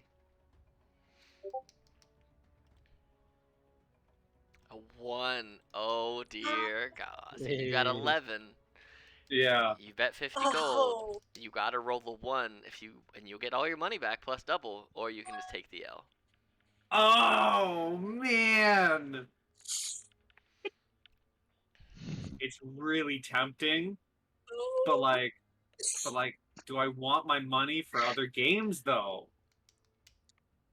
I mean, rolling a 1 is hard on a d6. You have a 1 in 6 chance. Yeah. Yeah. 12.5%. I think you want to play other games. A little more than that. Yeah, I think I want to play other games. All right, so you'll take the L and you lose 50 gold. Fine. So- I rolled a 6. Yeah, you would have busted either way, and you save money. Then I rolled All right. a 2. Then I rolled a 1. The third roll was a 1. There you go. All right, so Carrie, you are 70 feet from them because they only ran the 30 feet, and you were 40 feet behind them before. Roll me a d20. Okie dokie.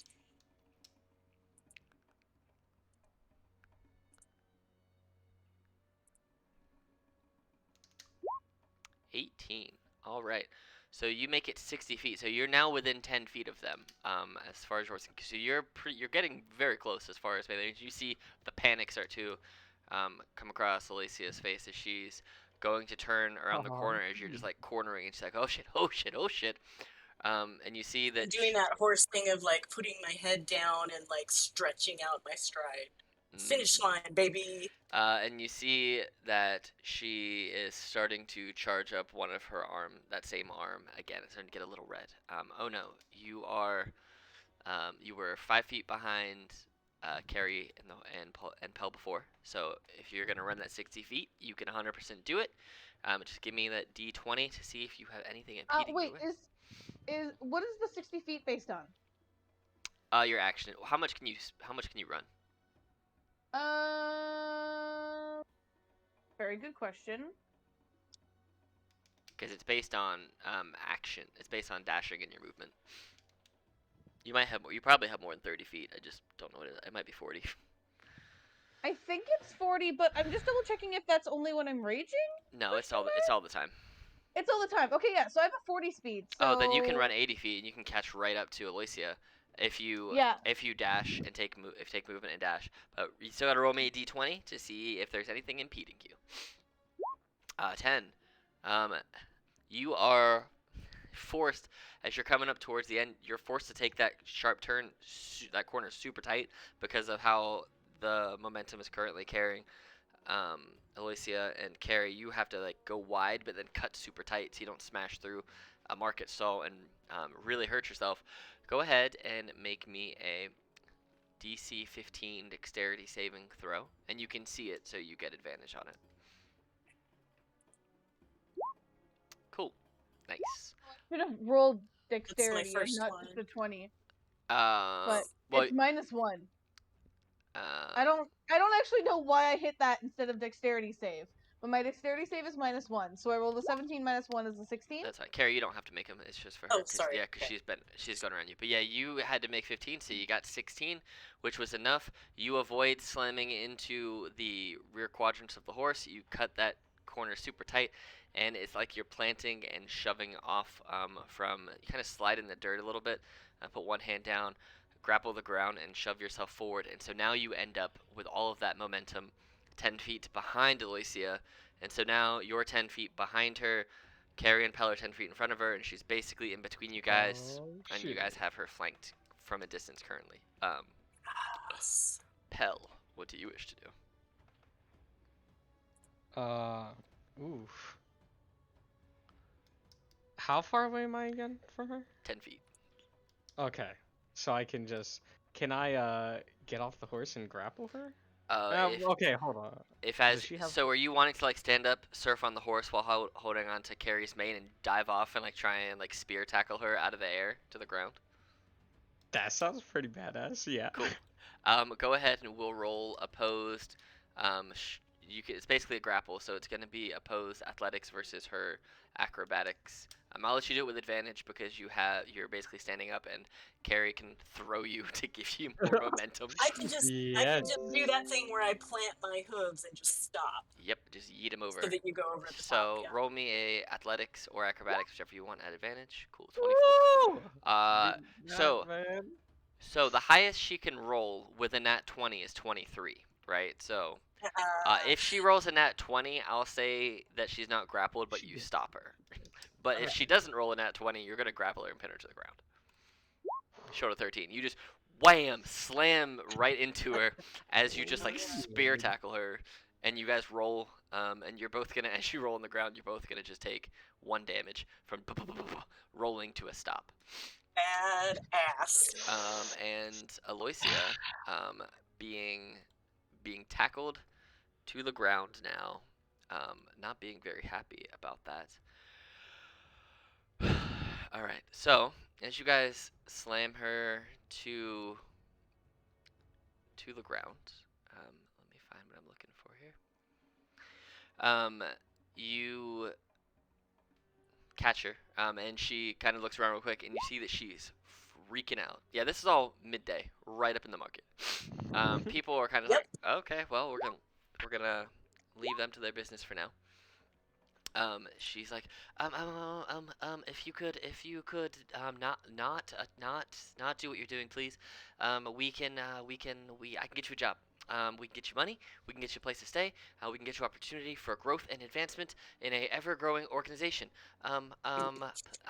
Please don't kill me. And we'll go over to Naf as she's begging.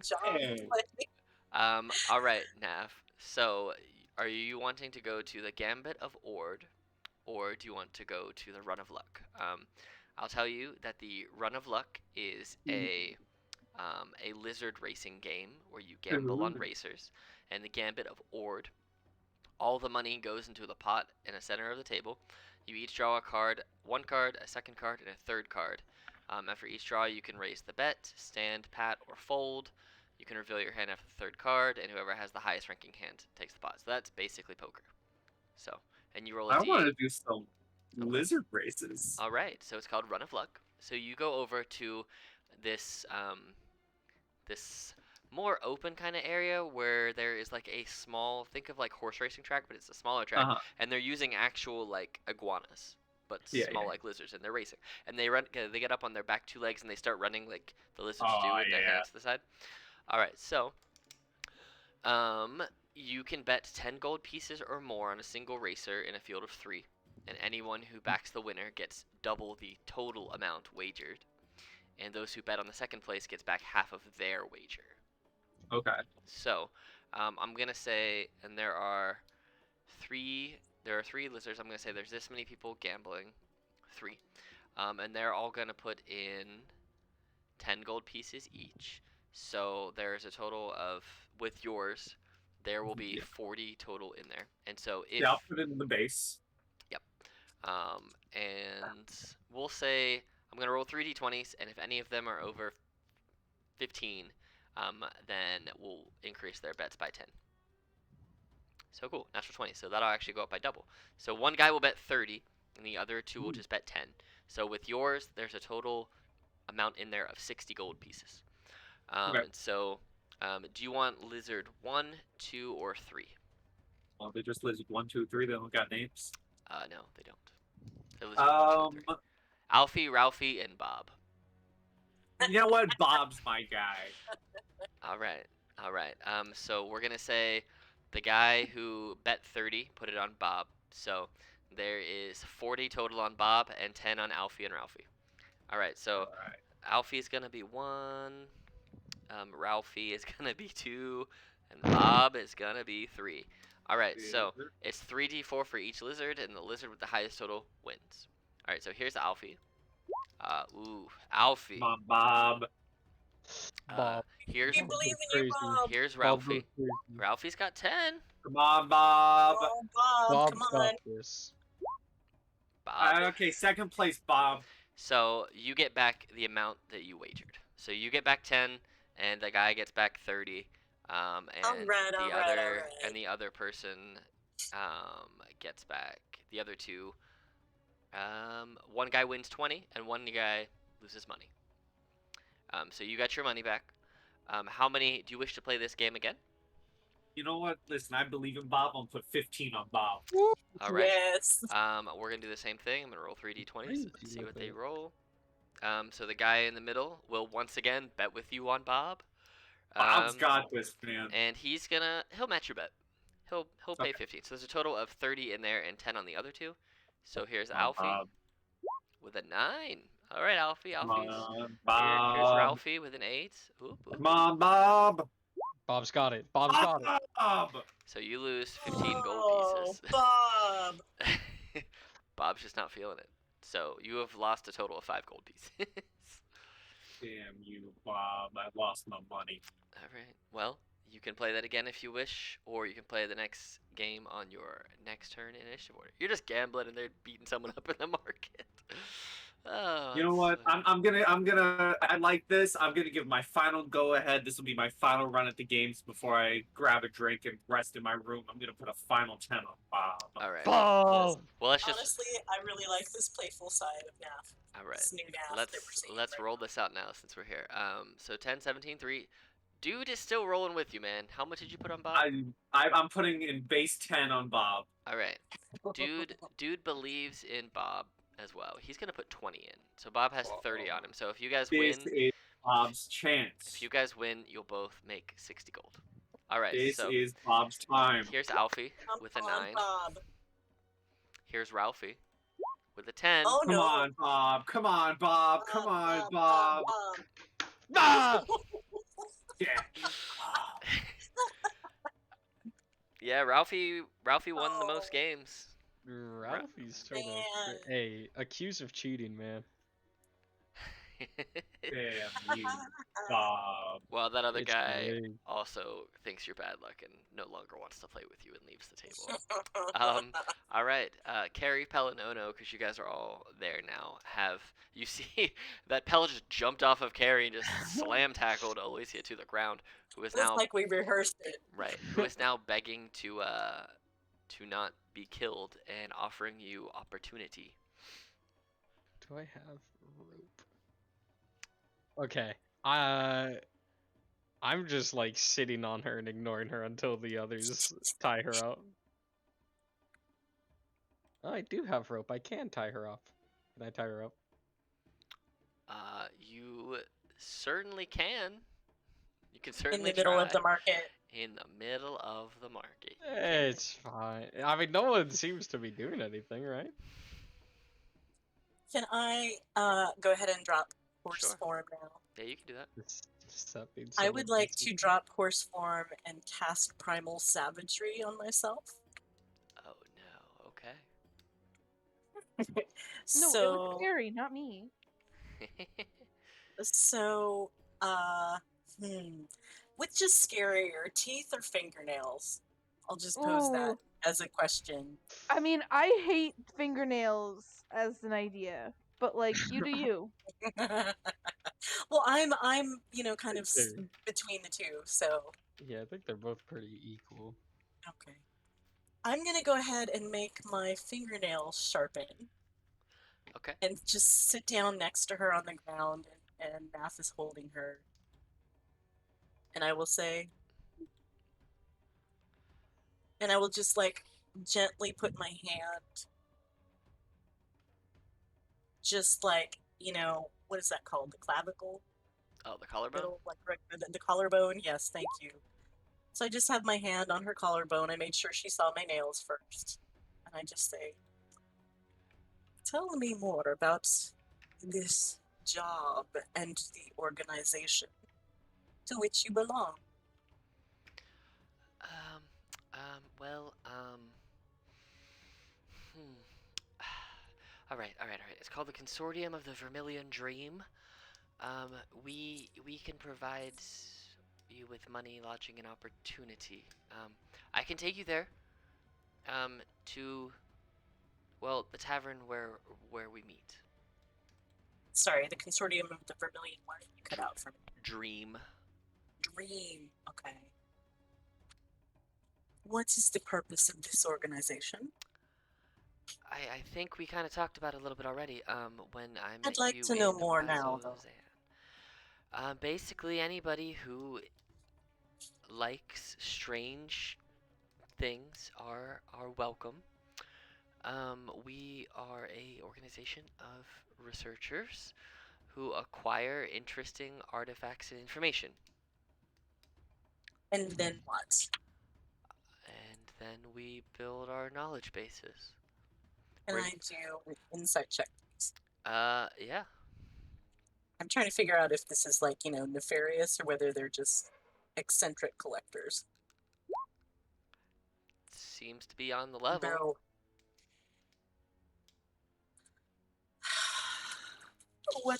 What tavern is it? What are you generally meet?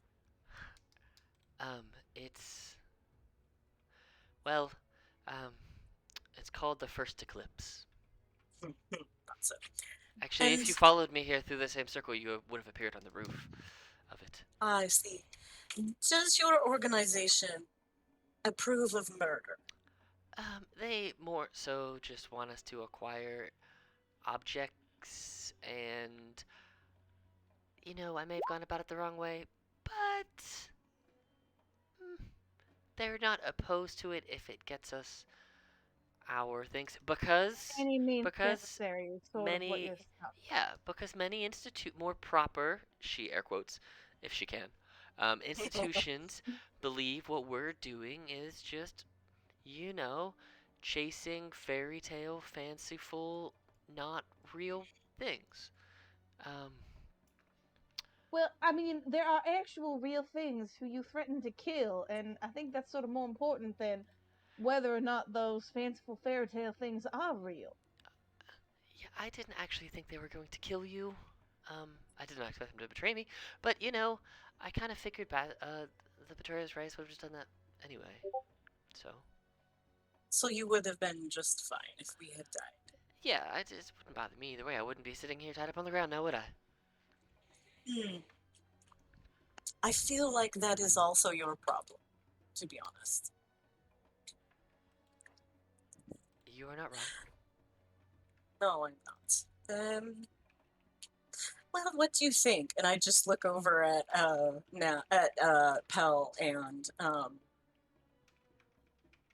Ono and say, "What do you think? Should we kill her?" Ono is like trying to put up a yeah, we're gonna fuck you up face, but you can see on her face an initial wait, what? I didn't. I thought we talked about how I didn't really want to kill her, but she's trying to pretend that she's a tough bitch. Right. Gee, I don't want her coming after this necklace anymore. Nor do I. My companion is a much nicer person than I am. Well, how about this? You're not going to be able to just join the Consortium at first glance. They're going to want you to do a couple jobs, and if after a couple jobs you determine it's not the place for you, no harm, no foul. We won't share too much with you. We won't come after you anymore. They may take interest in the object, maybe want to ask you questions about it. I don't expect that they would try and take it from you, as we've already made that mistake once. But if you're interested in learning more, our motto is seek the stories others fear to know. So why not give it a shot? Why not give us a couple days worth of work and see if it's the place for you? There are many factions in this town. There are many factions in this town who are going to vie for, well, adventurers such as yourselves who survive Betrayer's Rise and, come with, well, depending on who you talk to, you might have a bit of a reputation. Who knows? Ank'Harel is a big place, but also a small place. Why not just give us a shot, see if we're the place for you. Make some friends, or at least really tried to something. hire us as she's on the ground. Yeah. Bro. It's some balls. I tighten my hand so she can feel my claws. They might itch a little because they're corrosive. And I say, counter proposal. You stop trying to get this necklace, and we don't kill you. Well, if you kill me, you're gonna have the entirety of the council after you, and you're gonna have the entirety of the city guard after you, especially since you're seeming to gather some attention now. And you see that as you've been, interrogating her pinned to the ground, you are starting to garner quite a bit of attention. And unless you want to take on the full force of the Ank'Harel City Guard, I would go ahead and let me up now. And killing people But as- publicly will just get you beheaded. But as you say, we survived betrayers' rise. Why Yeah, should but we care about the guards? because they will come in about 100 at a time. I don't think you can survive that. And I And- just very calmly look back at my And you companions and say, well, and you'll also have the entirety of our council of leaders of my organization coming after you. And while I hit you with the one beam in the chest and kind of looks over at you, they can do much more. So Do I see, like, are there any guards actually here yet? not yet, but you're hearing people start to talk. Okay. Because I was just saying, like, there's that entire, like, street fight there where there are no guards. I don't really know this place, so I don't know, like, how good the security actually is. Anybody know how the gods here feel about attempted murder? Just wondering, just curious. Mm, Just curious what their that- thoughts are. it's I've a never- very good, interesting question. I don't know. I don't really follow the same gods as you. I think we Oh, should well- wait for the guards. Maybe let them deal with her? Oh, she probably has bribed them or something. Probably. I'd be sort of surprised if she didn't have some sort of deal with the gods here, but Precisely. you know, it's a possibility that it's, but I doubt it. Okay. Well, then let's Do go. you understand that I could tear out your throat right now? Yeah, and do you understand that would be a terrible idea? Do you understand that whatever happens afterwards, you will not be able to see? Well, I mean, if I die, I die, but I'd rather not. I've given you the offer. If you want to kill me, there's nothing really I can do to stop that, but the Code of Ord would, the hands of Ord would chase you down, as you would be breaking the Code of Ord. So,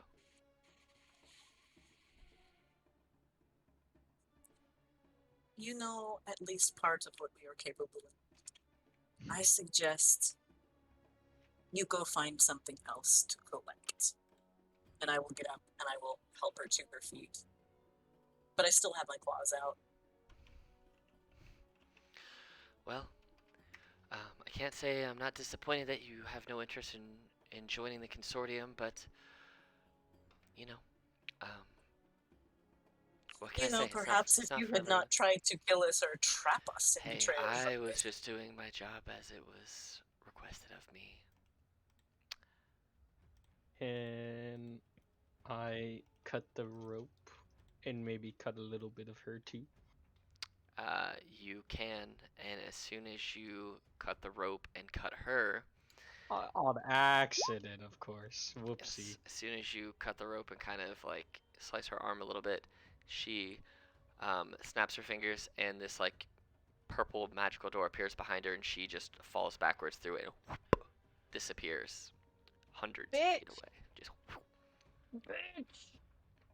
She I is look around at the definitely- crowd and go, magic users, am I right? Hey, real quick, what's the name of the place we originally started in with the championship? oh geez, that was way back there. That was, I'll have to find it. I don't remember off the top of my head. I'll find it. Don't worry.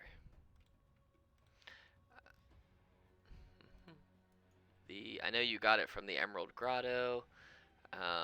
Jigow, Jigow. Oh, right. So, Fuck, no, I spelled this word. but yes, so the three of you are kind of in the midst of town. Still, you hear people still kind of whispering and kind of staring you down. And Naf is at the casino. He's been bartering with a guy to acquire ownership of a new pet. And it, Nafros? Been trying to get a pet. What? he accepts your counter offer. Yes! What do we have? What do we have? You will find out. Okay. So that probably takes you a solid like 20 minutes of bartering Naf to get to know the guy, and because that Who am I talking to? What am I looking at? A human, a goblin, gnome, orc, it's an orc, dwarf, orc? Ooh, orc. an orc who goes by Jeremy. Jeremy the orc. Jeremy. Jeremy the orc. Jeremy the My orc. God. He's a very nice guy, but a very firm businessman, as Bob has brought him many a gold piece in his day. But Bob is a little bit on the older side of lizard racers, and he says that he's getting kind of long in the tooth, or short in the scale, as he says. And he's not quite pulling in the money. I mean, he's losing, which is making him money, but he's also losing customers because Bob doesn't really win that often anymore, and so the customers. Bob is a fan favorite, but he's also, you know, he's getting old. So he will accept your counter offer and present you with Bob. Did I get his crate? It has a little travel crate, yeah. Perfect. I now have Bob. But he says that Bob is very cordial with people. And Bob kind of crawls up your arm and just sits around your neck like a scarf. Oh. Yeah, Bob the lizard. Every now and again, you feel like a lizard tongue just flick you in the bottom of your left earlobe. Just tickles just a little bit every time. Yeah, baby, I got Bob. So yeah, you are in the casino buying Bob. And the three of you, what are you That's the title of this session, Buying Bob. Buying Bob. The search for Bob? Let's just get out of here. And I sort of grab the two of them and duck down an alley so that we can like go back, Bob the lizard. but take a different route. Fair. Question, because you've never been here before, you can very easily get lost. Do you want to buy a map?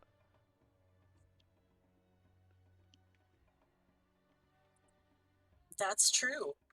We could do that. Mm-hmm. Are we planning on staying here? If Alex cut out for anyone else, he said you could very easily get lost. Do you want to buy a map? Yeah. And I'm saying, yes, we very well could do that. Is there a stand as we go by where I could buy a map? Yes, there is. You could easily buy a map. It'll cost 10 gold for a nicely built, a nicely finished map, but Okay. you can acquire one. I will drop that. All right, and let me see if it's actually something I can just share with you guys here, because here is what you get for the entirety of the map. Bam. Ooh. Yeah. So you guys right now, Yeah. if you look at this map, are in the Suncut Bazaar. Yeah, we are. Sorry. I gotta know, Mr. DM, do you own this book, the physical copy? No. Oh, okay, because I was gonna say, does it come with this map? It probably does. Yeah. And all of the areas on the map are labeled. Wow, So this place is giant. Bro. yes, it is. Let me go down. Ooh, So sigil. it looks like we could lose ourselves in the streets pretty easily. You could. So you guys are here. Oh. So I'm just gonna show you the big version of the map real quick, so you guys. Ooh, the big version of the map. Yeah, it's like the full screen map. There you go. So you guys are here in the Suncut Bazaar. So. I have a question that will be very hilarious out of context for everyone else, but you will understand it. Am I reading a bedtime story to Jeremy, or does Jeremy have a little orc child? Jeremy has a little. He actually has a couple of children. Okay. One of them is a little half orc, half elf. The other one is more like on the full-blooded half orc side of things. And the other one is a small little gnome. Okay, You see that's fair. Jeremy's husband is an elf. So. Oh, look at Jeremy. I mean, I wouldn't have said no if Jeremy wanted me to read him a bedtime story, but I was just making sure if I was reading a bedtime story to a full-on, adult orc. The reason it's in a language he can't understand is it's one that that the kids picked out from the library because it's got some cool pictures in it, but no one can read Primordial. Okay. So they've kind of been stuck. So. Okay. They've been stuck just looking at the pictures. Mm-hmm. Got it. Yep. Yep. So yeah, you have a little picture bedtime story to read. We'll say as you, because the kids go to bed early because Jeremy tends to work the real late shifts. And Jeremy's husband Ivan also, he tends to. What's he? Hmm? What's he? What's Ivan? Oh, Ivan's an elf. Okay, right. So you have Jeremy the orc, Ivan the elf, and then they have a half orc, half elf looking kind of child, like more of a pale green skin with elven ears, and then more of like a half orc child who's actually got some tusks and is a little darker green, and then a little gnome that they seem to have adopted. You know what? I'm making these people my friend. So cute. And so you meet up with them, and you go. They take you back to their apartment, which is also in the casino. They have like a little live-in, like their employees have their own little living quarters, and they have their own little live-in space. So you read the bedtime story to Ivan and Jeremy, and this book takes you a solid hour to read. And while you're reading it to them, Jeremy and Ivan go and have a dinner date out on the casino floor. They get some time away. They get some time away, and then they come back. Jeremy shakes your hands, and then he says that he will find you later when he needs the message to be sent. So, you know what? I like these guys. But yeah, so you come out after you guys eventually make it back to the casino after you guys have a map and you're kind of trudging through the city. And you guys make it through this big arch right here onto the main street. You see that as you're kind of walking through the arch, you see up on the wall up here and here that there are some guards who are kind of monitoring and just kind of patrolling as the sun starts to set a little bit. You see that the market stalls are starting to close down for the night. You see the food carts are closing up shop. People are kind of going home a little bit. The casino's lively as ever. You do see, however, as you kind of walk past this building right here, on the front, the shop is currently closed, but it just says Bone Garden. And there's also another shop right across the way, also closed, says Mystic Pursuits. I want to visit the Bone Garden. The Bone Garden. But yes, so you guys. You want a shopping episode, don't you? You guys eventually make it into the casino, where your Wrath of Nature or Guardian of Nature, whichever one it was, has fallen away. You guys find Naf. He seems to be shaking hands with this couple, maybe. It's not uncommon to see different races of folks marrying, but it's not super common to see half orcs and elves getting married, just because of the lifespan of them. They're typically races that just don't commingle because one of them will die naturally if the other one doesn't. They will leave their partner in death. Death will not do that. Death will, in fact, do them part. But he shakes both their hands. Jeremy pulls Naf in for a hug. And gets a big old hug, and you see that Ivan shakes their hand and kind of maintains more of an elven kind of posture, a little relaxed, but still a little standoffish. And they make their way back to wherever their living quarters are. And you guys run into Naf, who looks like he's been having a good night. He's got a lizard around his neck. Naf is living the high life right now. He has his hood down. He's got a lizard around his neck. He's got a big old glass that probably has like 7 tiny umbrellas in it. It's most likely a slushie of some kind. And the most remarkable thing to us is that you have your hood down. Yeah. He was hugging and shaking hands with some folks. That's, yeah, I mean, hugging someone. Naf big. looks like Naf is in just a great mood. A great Who knew it just mood. took getting to Ank'Harel, man? We were in some shitty places, and now we're in Ank'Harel. I feel really bad because I just want to spend the entire session just like enjoying Ank'Harel, but I'm like, I feel like there's things we should like do, but I just want to like sightsee. I mean, it's evening. You can totally try and sightsee if you want. A lot of the shops and stuff are closed because people are kind of closing out. But Knopf, you can tell them about the gambling if you want, and you guys can all play games if you want. Oh yeah, yeah. I'll walk up to everyone and be like, "Oh, what up, guys? Yeah, there's some gambling. This is Bob the Lizard. Those were my two new friends back there. I'm like babysitting their kids or something like that. Go get drinks. The first one's on the house from the little goblin, little gnome boy, little gnome guy He's who a runs the halfling. place. He's a halfling. There you go. I'm sorry, the halfling who runs the place. Tell him you're my friends. They've been waiting for you. We've been waiting for you. Life's good here in Ank'Harel. When in Ank'Harel, right? I would like to roll an insight What? check on like also like check to see if he's feeling feverish. Can I tell if he's like on drugs or something? He's nice. He just seems like he's in a good mood. Maybe he's had a few drinks. No, let them roll. Roll insight. Do it. I'm thinking this guy's high or something. I would like to use my last luck. Go for it. Nope. Oh no, he is in a He's got a spell on him. phenomenal mood. The best you've ever seen him. Pell, he's talking about out here making friends, having a good time. Like, this is a very outgoing Naf right now. He's in a He good might mood. be a little. He might be a little tipsy. I mean, these slushies, you know. Oh, I wish I could cast like detect magic or something. Plus, the big thing though, Naf has a new animal. Naf does have a new animal companion. That's all that matters. Indeed. Carrie is just staring. I will cast Enlarge on Bob, and then get another wizard to cast Enlarge on Bob, and then I will ride Bob into battle.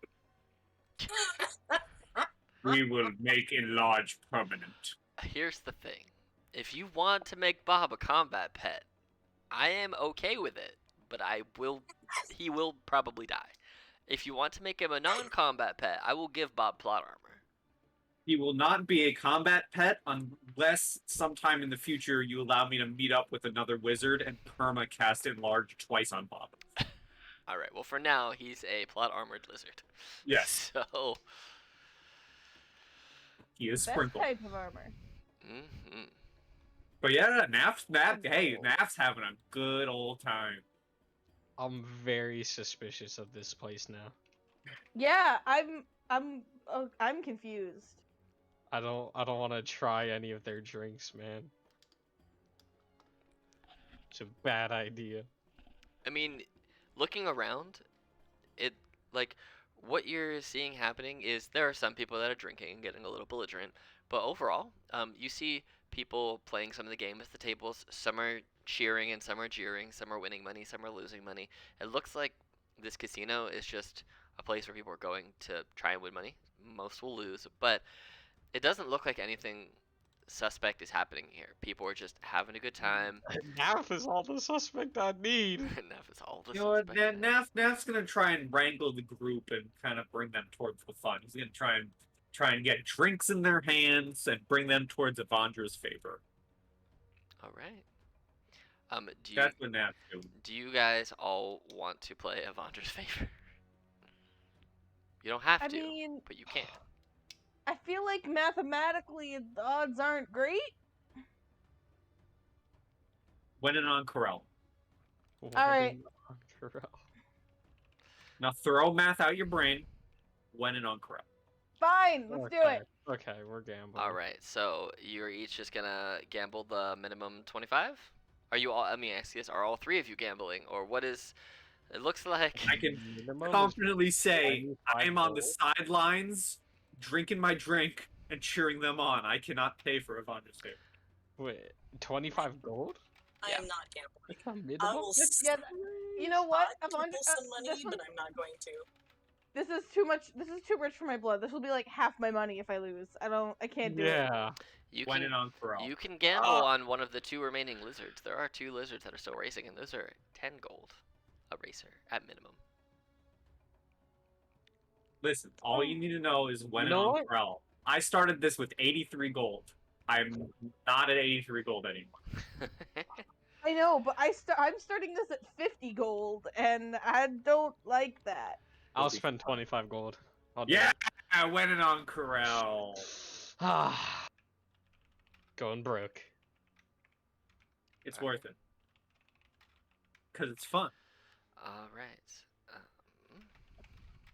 So. Not in real life. Don't gamble in real life. All right. So you're gonna put Let's down go 25 gold. for it. We'll say there are gonna be this many other people there, too. All right. So they're each going to P1, P2, and Pell. I got this. All right. You got this. I got this. All right. So they're both gonna put down 25 to start. So you're all three gonna put down 25 to start. So we'll do the first guy first. We'll just go the same way I did it with Naf earlier. So this is the first guy. You want to get a 7 or a 12? This guy got a 6. He's drunk. He's gonna put down another 25 and try and get a 1 or a 6. Dog. You know what? He's at 10. He's gonna roll for that too. Whoa. Oh, He got a 3. Good. He busted. He lost 75 gold. All right. yes, sir. Here's the second guy. He got a 6. He needs a 7. Or a 12. He is gonna go ahead and gamble again, see if he can get it. Really? How are you rolling the same exact rolls every time? He's gonna do it again, because why stop here? Gosh, crazy. He busts. Alright, All Pell. right, pal. Alright, Pell. Okay. Roll 2 d6s. You want a 7 or a 12, hopefully off the cuff. Oh my god. And anytime you want to roll a d6, it's another 25 gold. But you need a 7. You need to get to 7 or 12, and you can keep rolling d6s as long as you have 25 gold to drop. Wait. So every time I roll a d6. So now any additional time that you bet, which you can, so basically right now you've lost, right? So Mhm. if you want to, you can roll another d6, but you have to spend another 25 gold pieces. Oh, I don't even have 25. So you lost. You lost your 25 gold pieces. Okay. Awesome. All right. So as you guys are kind of watching Pell try and win money against these guys, and the house is just taking you all to the cleaners, just money after money. The house just racked up 175 gold right then and there. Carrie, you try and you cast a spell. No one really notices as you're far enough away, and nothing happens. Okay. Thank you. But yeah, your guys' rooms are ready. You can do more in the casino. You can go walk around the Sunset Bazaar a little bit, or Suncut Bazaar if you want a little bit, or you can rest for the night. It's up to you. You know, my final act before going to bed is making sure Pell has a large, slushy alcoholic drink in hand with at least 8 umbrellas. 8? God damn, bro. I'm getting you a fishbowl, son. Alright, for sure. Might I'll I go perhaps get a drink. call for a little group consultation before you down that hell? Okay. For sure. Naf, how many drinks have you had at this point? I feel like it's less so about the drinks and probably how big they were. Okay. Or how many, but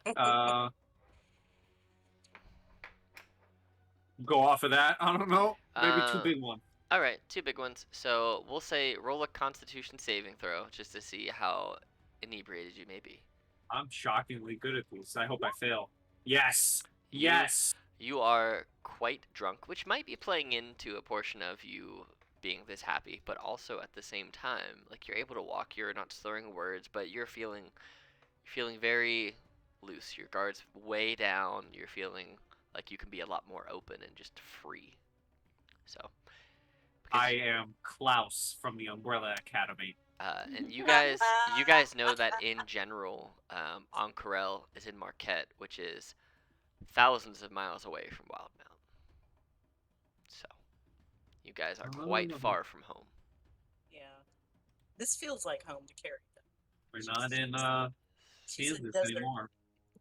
air genasi. Mhm. So I just kind of pull everybody to the side and I say, I am very pleased that you are having a relaxing time. Enough. I just thought that you might want to know that we did chase down Aloysia. She offered us a job and did not seem particularly remorseful that she tried to kill us. So whatever we do the rest of the night, I believe that I will be definitely keeping watch, and once we retire, I believe that we should set up a lunch schedule, but perhaps not you, Math. He's listening into the conversation, but the entire time he's like sipping on his little straw. But the entire time you're talking, it's one of those things where the straw is like clogged up with the slushy, so he's getting nothing.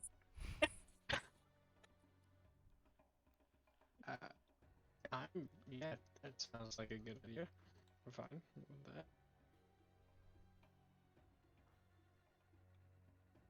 So, Ono and Pal, if you would like, of course, to have a drink or drinks.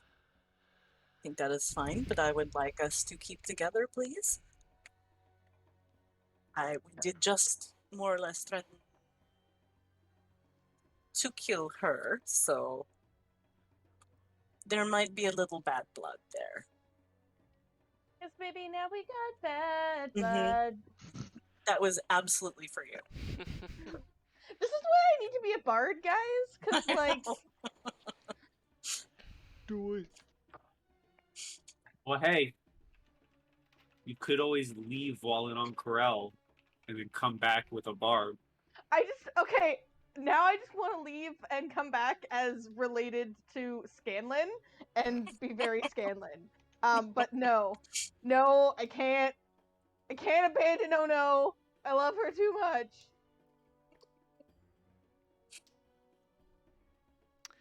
Well, once the conversation's done, Nath is just gonna like sling his arm around Pell and just go on a walk with our drinks. We're buddies now.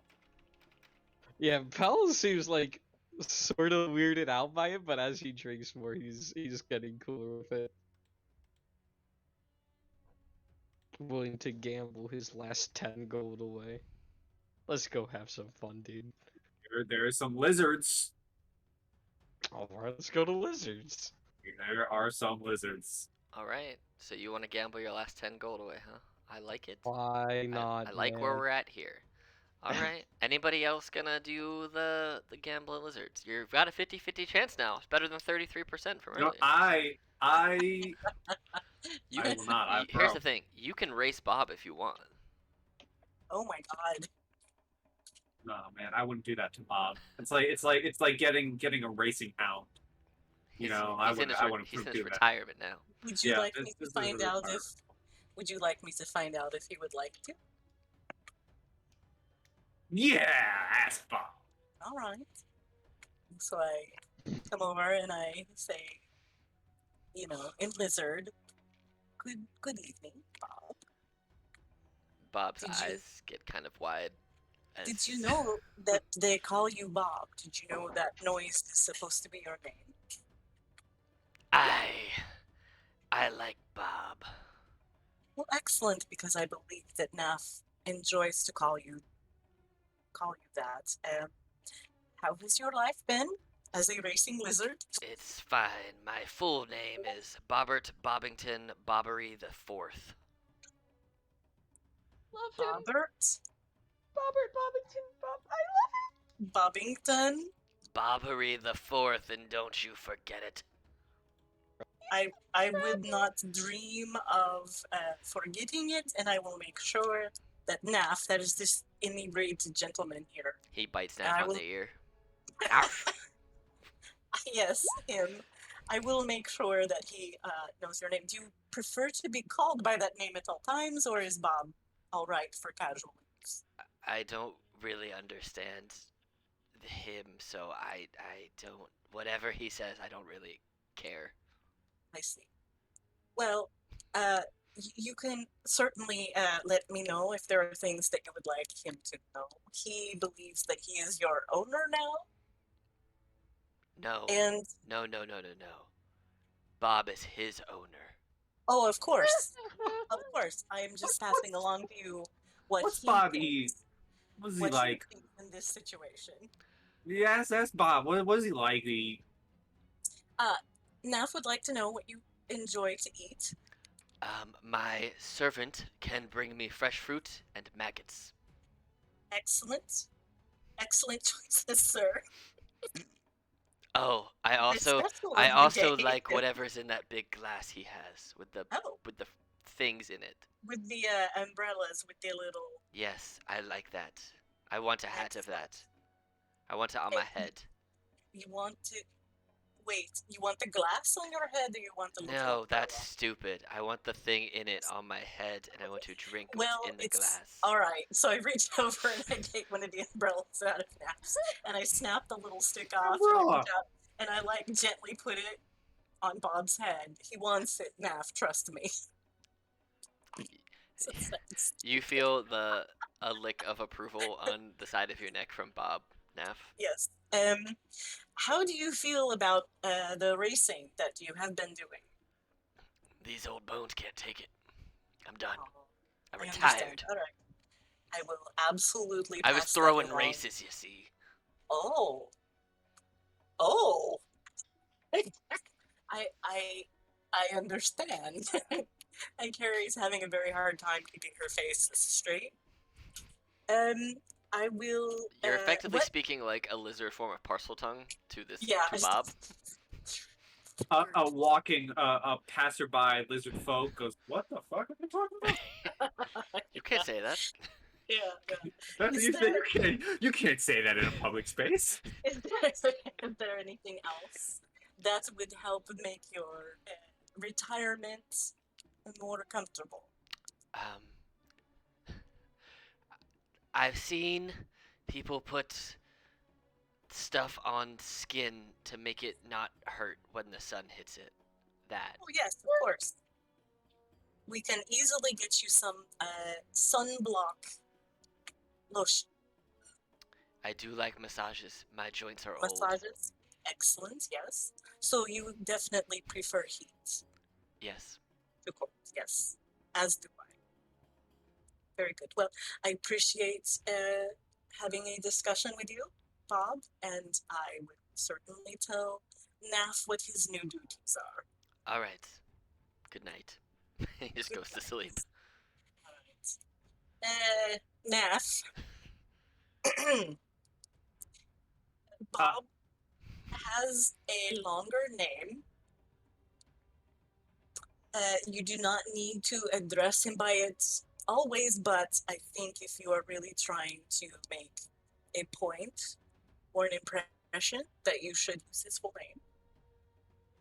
And it is Bobbert, Bobbington, Bobbery the Fourth. Not the third, not the fifth, the fourth. He is old. His joints hurt. He prefers not to race. And he appreciates massages, fresh fruit, maggots, and he enjoys the drinks that you are having. And he wishes not to burn in the sun, although he does like heat, so he would like his skin protected. Good to know. You seem to be walking, tilting sideways. Did you get all of that? Hell bet on a lizard. It's fine. I'll tell you later. All right. So now we're gonna go gambling on lizards. All right. So we still got Alfie and Ralphie. I'm back up in the spot like Jeremy, my boy. I brought friends. Jeremy just kind of laughs. He's like, all right. Okay. So, who do you want to gamble on? Definitely Ralphie, dude. All right. So you can put 10 on Ralphie. We're gonna 10 on say Ralphie. there's this many other folks gambling, 3 other folks, and I'm just gonna split it. So they'll just do. We'll see how much they're gonna gamble each. Okay, so cool. The 2 are gonna put 10 gold apiece on Alfie, and the other guy will put 15 on Ralphie. Are you gambling at all, Naf, Ono, or Carrie? I have 3 gold. Okay. So we can bring back the Patrick meme from earlier. Yes. What do you need to buy in? Sorry. 10 gold minimum. I will. Oh my god. Hand math 10 gold. Ooh. So Naf, you putting 10 on Alfie or Ralphie? Ooh, you know what? Me and Pell are homies now. I'll bet on Ralphie too. Ralphie! All right. Oh no. Do you wish to gamble? No. Okay. So currently, Alfie has 20 gold bet, and Ralphie has 45. So Come on, Ralphie. So if Ralphie wins, you'll both get 90 gold because you get double the total pot. And if Alfie wins, you get nothing. So. Ralphie. All right, so we're gonna do Alfie first. So here is the first one for Alfie. 10. Oh, come on, Ralphie. Shit, man. Come on, Ralphie. Ralphie. Ralphie! Ralphie lost. Jeremy takes the 45 gold and gives 40 gold to the guy who bet on Alfie. Jeremy looks up at you and goes, "It's not your game, my friend." I've lost 40 gold. Maybe you can take a side job like babysitting like your friend here. God damn it. The kids love you, by the way. Come by anytime. Give him a big thumbs up. Wait, you babysat, man? Your kids love him. What can I say? Oh, they made you Are this. you just a different person They, now? they made you this picture because they woke up after you left, and it's a picture of the 3 of them holding hands with you, Oh my god, it's adorable. with Bob around your shoulder, obviously. Oh yeah, Bobbert. All right, yeah. So I mean, you guys have the night. What do you wish to do? Do you I wish to? thought that last week was the what the hell is going on week. We didn't realize what was to come. We did not. We were but sweet summer children. And then you found What? Ank'Harel. The And you haven't even done any of the actual content of the campaign. When and Bar on the chase and Corral. some games. When and on Corral. Which is fine, I don't mind. Yeah. I'm really tempted to just spend the night going around looking for spice, but considering I am a cook who all I want is spice, and I've probably heard of spice from Ank'Harel. Yeah, probably. And so I really just want to go around the city being like, where do I buy spice? But maybe now's not the time. Probably not. 'Cause It's late, right? It is late, That's yeah. all I want It is is dark. spice. Well, you'll have to wait until morning to go spicing. You gotta spice up your life. Spice Girl style. Gotta get some spice appeal. Spice appeal. Jesus. Alright. Oh, well, if... Oh, that's how you react to my jokes. I see how it is. Hey, they're as bad as mine, and I appreciate it. Well, if you guys... Appreciation of a bad joke is going, Yes, yes, it is. Well, if you guys have nothing else that you wish to do for the evening, you guys can bed up. You can go to your Yeah. rooms. Yeah, now probably the first to bed. I don't have any more money to spend, so yeah. Pell and Naf go up to the room, arms over each other's shoulders. We're singing ditties in the hallway. We're having a good time, man. We're having a good time. We're having a great And time. then I'm gonna wake up in the morning and be like, this bitch. All right. So, as you guys bed down and rest for the night. I am staying awake. Okay. Is there anything you wish to accomplish? I'm just keeping watch, and I have my star charts out, and I am just plotting something kind of complicated and doing a lot of frowning. Okay. All right. So you are plotting your charts. You only have to rest for 4 hours as a elf, correct? I think. Hmm? You only have to rest for 4 hours, right? Because you're an elf, right? No, I'm not. Why did I I'm an think you were? Airgenasi. That's right. I don't know why I said that. Genesee. Genesee. Like Hennessy. Nasty. As That's what we were sipping on last night. right. As you all, bar Carrie, fall to sleep. Some of you quicker than the others. Oh no, you start to dream. Oh yeah. And in your dream, you find yourself swimming. You find yourself just doing turtle things. You're enjoying the sand, enjoying the water, you're cooking, you're hunting. You see in your dream, however, you get scared and then angry as a giant shark tries to take your ingredients from you while in the ocean as you're collecting your sea-based ingredients, your kelps, your anemones, things like that. And you turn and you see yourself from a third-person point of view as you just get very scared and then immediately angry. And you see the claws on your hands get larger, your tail grows longer and spiny, and your mouth becomes more bestial, and your teeth become super sharp like razor knives. And you go toe to toe with this shark. After biting, clawing, and tail smacking this shark, keeping it at bay, you eventually come out victorious. And you wake up in a cold, cold, cold sweat inside of your shell. It's just like a little puddle inside the shell. And as you kind of roll over and let the puddle leak out of the shell onto the floor to kind of dry itself, you look at the medals that you have hanging around your neck, and you see that they've kind of changed a little bit, not too much, but they seem almost more bestial in a way, and you feel that your body has become more bestial in a way. Your tail feels stronger, your teeth feel sharper and harder.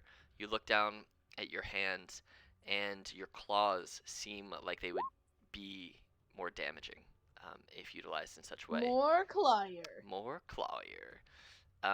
And you awaken the inner beast within yourself, and you can go ahead and switch your subclass to beast. Ooh, wasn't a fan of Juggernaut.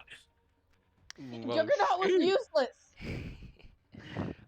But yes, you are now your bestial side kind of takes over, and you feel like in your moments of rage, your animalistic instincts, you now feel the confidence to just fully unleash them onto your enemies. That fear that you had that you might be too destructive is gone, and now you feel like you can truly be the barbarian that Ono is meant to be. Cool. Those that are long rest. She will benefit from a long rest, yes, when she goes back to sleep and wakes up. Naf, Oh god, Wow. something's happened to me. while you're sleeping, I want to stay a blood wizard. you have Headache. broken images in the clouded vision that you're seeing while you're sleeping. It's some broken images of your past before you met your current party mates. You see there are many people with hoods chanting. You hear it's in ancient languages, which some you understand, some you don't. Um, it's it's very disturbing down to your inner core. The person that brought you there is continuously grabbing you by your hand and kind of leaning over and whispering, "Soon, soon, we can get out soon. I promise, soon." And the fear that you have listening to this chanting and seeing all these other people kind of moving towards this altar kind of subsides a little bit as your associate is kind of reaffirming that you guys will be escaping. And you kind of shake your head in the middle of your dream and you shake it off, and then you find yourself in Jigao with these newer people who you were slow to trust, but eventually you start to build bonds and start to um, understand what it's like to be with a group that generally cares for your well-being. You remember moving to the Emerald Grotto where you first formally encountered the rival party. You guys moved to the stop where your green dragon friend left you for his home life, where you met your new friend and eventually made your way into Bazozan, where you whittled wooden horses and built your bonds further. And you remember meeting additional people that you didn't quite yet trust in Bazozan, in Prolix, who you met the one time in the barracks, who mentioned that he was from Ank'Harel, and he was there on a research mission. You met the leader of the town, and then you met the very interesting yet curious person who went by the name of Question, who was also interested in all of your talents and abilities and wanted to know more and if you could help them. And then as you're kind of drifting away from those images, you kind of look up and you feel the warm sunshine on your face as it kind of rains down as the rays of the sun come down through the window in your room. And you just have a quick little, what feels like message in the back of your head that says, "I'm always watching. I'm closer than you think. I believe in you. You're doing a good job." And then the message ends, and you wake up besides Pell, who is snoring for the very latter parts of the morning. You have quite the headache. You hear Ono kind of shifting in the other room, waking up, and Carrie, I don't know if you're already awake or if you are also still asleep, but the morning. I never slept. You never slept. Okay, roll me a Constitution saving throw. Yep. So you will not benefit from a long rest, but you can benefit from a short rest, however. Yep. So an 18, so you do not suffer a level of exhaustion, but you only benefit from a short rest. So if you wish to roll any hit dice to heal yourself, you can do that, if you so choose. But yes, I shall. you get all of your short rest stuff back as when the others awake and kind of when you guys all meet together again downstairs for breakfast, as they do have breakfast offerings here. Carrie, I imagine your eyes are probably slightly bloodshot, being awake all night long. This is not the first time she has stayed up all night, so. You guys awake to two messages. One from a person named Prolix that you remember, that says they would like to Zoodles. I'd very much like to meet with you and show you around the city, and possibly have you meet some of the leaders of my organization, as I consider you to be potential friends and allies. If you wish to meet with me, please meet me this morning at Mystic Pursuits. You know that to be the arcane shop right here. Right. I have the bone. All right, who's at the Bone Zone? And another message that is delivered to you this time by Jeremy. The first one was at the front desk waiting for you. Jeremy brings you this other one as he brings you, Naf, a big plate of eggs, and another picture from his children. But he also brings you a Are message. we in the dining hall at this point? Huh? Are we all in the dining hall at this point? Yes, you are all Okay. in the dining Like- hall.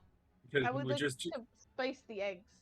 because You are certainly. just for like some background, like when everyone wakes up, Naf just like rubs his head, looks at Pell, is like, bacon. I could go for some bacon. Let's go get some bacon. Okay. You see that Jeremy kind of waves, and the kids come running out with 2 big plates of bacon and some sausages, and they put it in front of you, and they just go, "Thanks for reading us a story again, Uncle Naf," and runs away. Oh, Jeremy, your kids are the best. And then the other one that Jeremy presents says, "This came with a stone and a letter," and he hands you guys the letter, and says, "I have told my superiors about you from the conversation we had in Bazozan. They are very interested to meet with you. I'm assuming you're going to be garnering interest from other factions, making your way into Ank'Harel, as word of your survival has spread. Be on the lookout, however. There are many factions here. Some are not good, some are better than others. I will say my faction is known as the Cobalt Soul, and we are, well, we are for research and making sure government oversight is taken into consideration and they are not oppressing their people. If you're interested in meeting with us, even just for a short conversation, feel free to meet me at the Bone Garden this afternoon. I know Prolix is back in town. We did meet yesterday before we came back. And it's likely that he's going to ask you to join the Allegiance of Allsight. So, feel free to explore any and all factions, as information is always your friend. But keep a hold of this sending stone, and if it's currently not active, but if you do choose to meet with us, that will be how we will contact you after the initial meet. So, if I don't see you this afternoon, I will assume you're not interested in information, which is perfectly okay. So, have yourself a wonderful visit to Ank'Harel. Good day. Signed, Question. So. I'm sorry. What? I'm trying to remember. I remember Question. I don't remember Prolix. Prolix you met when he was at the barracks. You talked to him for just a little bit. Not super long, but just a little bit. So, but he kind of mentioned that he's the one that told you about the about Alicia, how she has come here. Like, you got a little bit of information from the town speaker, but you also got more information from him about her, and he said he's also part of an organization that is, you know, more devoted to positive things, and his organization opposes hers. So, but yes, so you have 2 shops that you can go visit, both of which they have people who you can meet. But I will let you guys determine what you wish to do for there next time, because it's almost midnight, and I think it's a good place to stop. Yeah. So, Dang. we will pick up here next time and figure out what you guys want to do. And do a shopping episode, Alex. We're And gonna do a shopping episode. Do a shopping episode. So with the $10 that we have combined. I'm so bored, dude. All All right. my money. Well, that will be the end of the recording, and good night.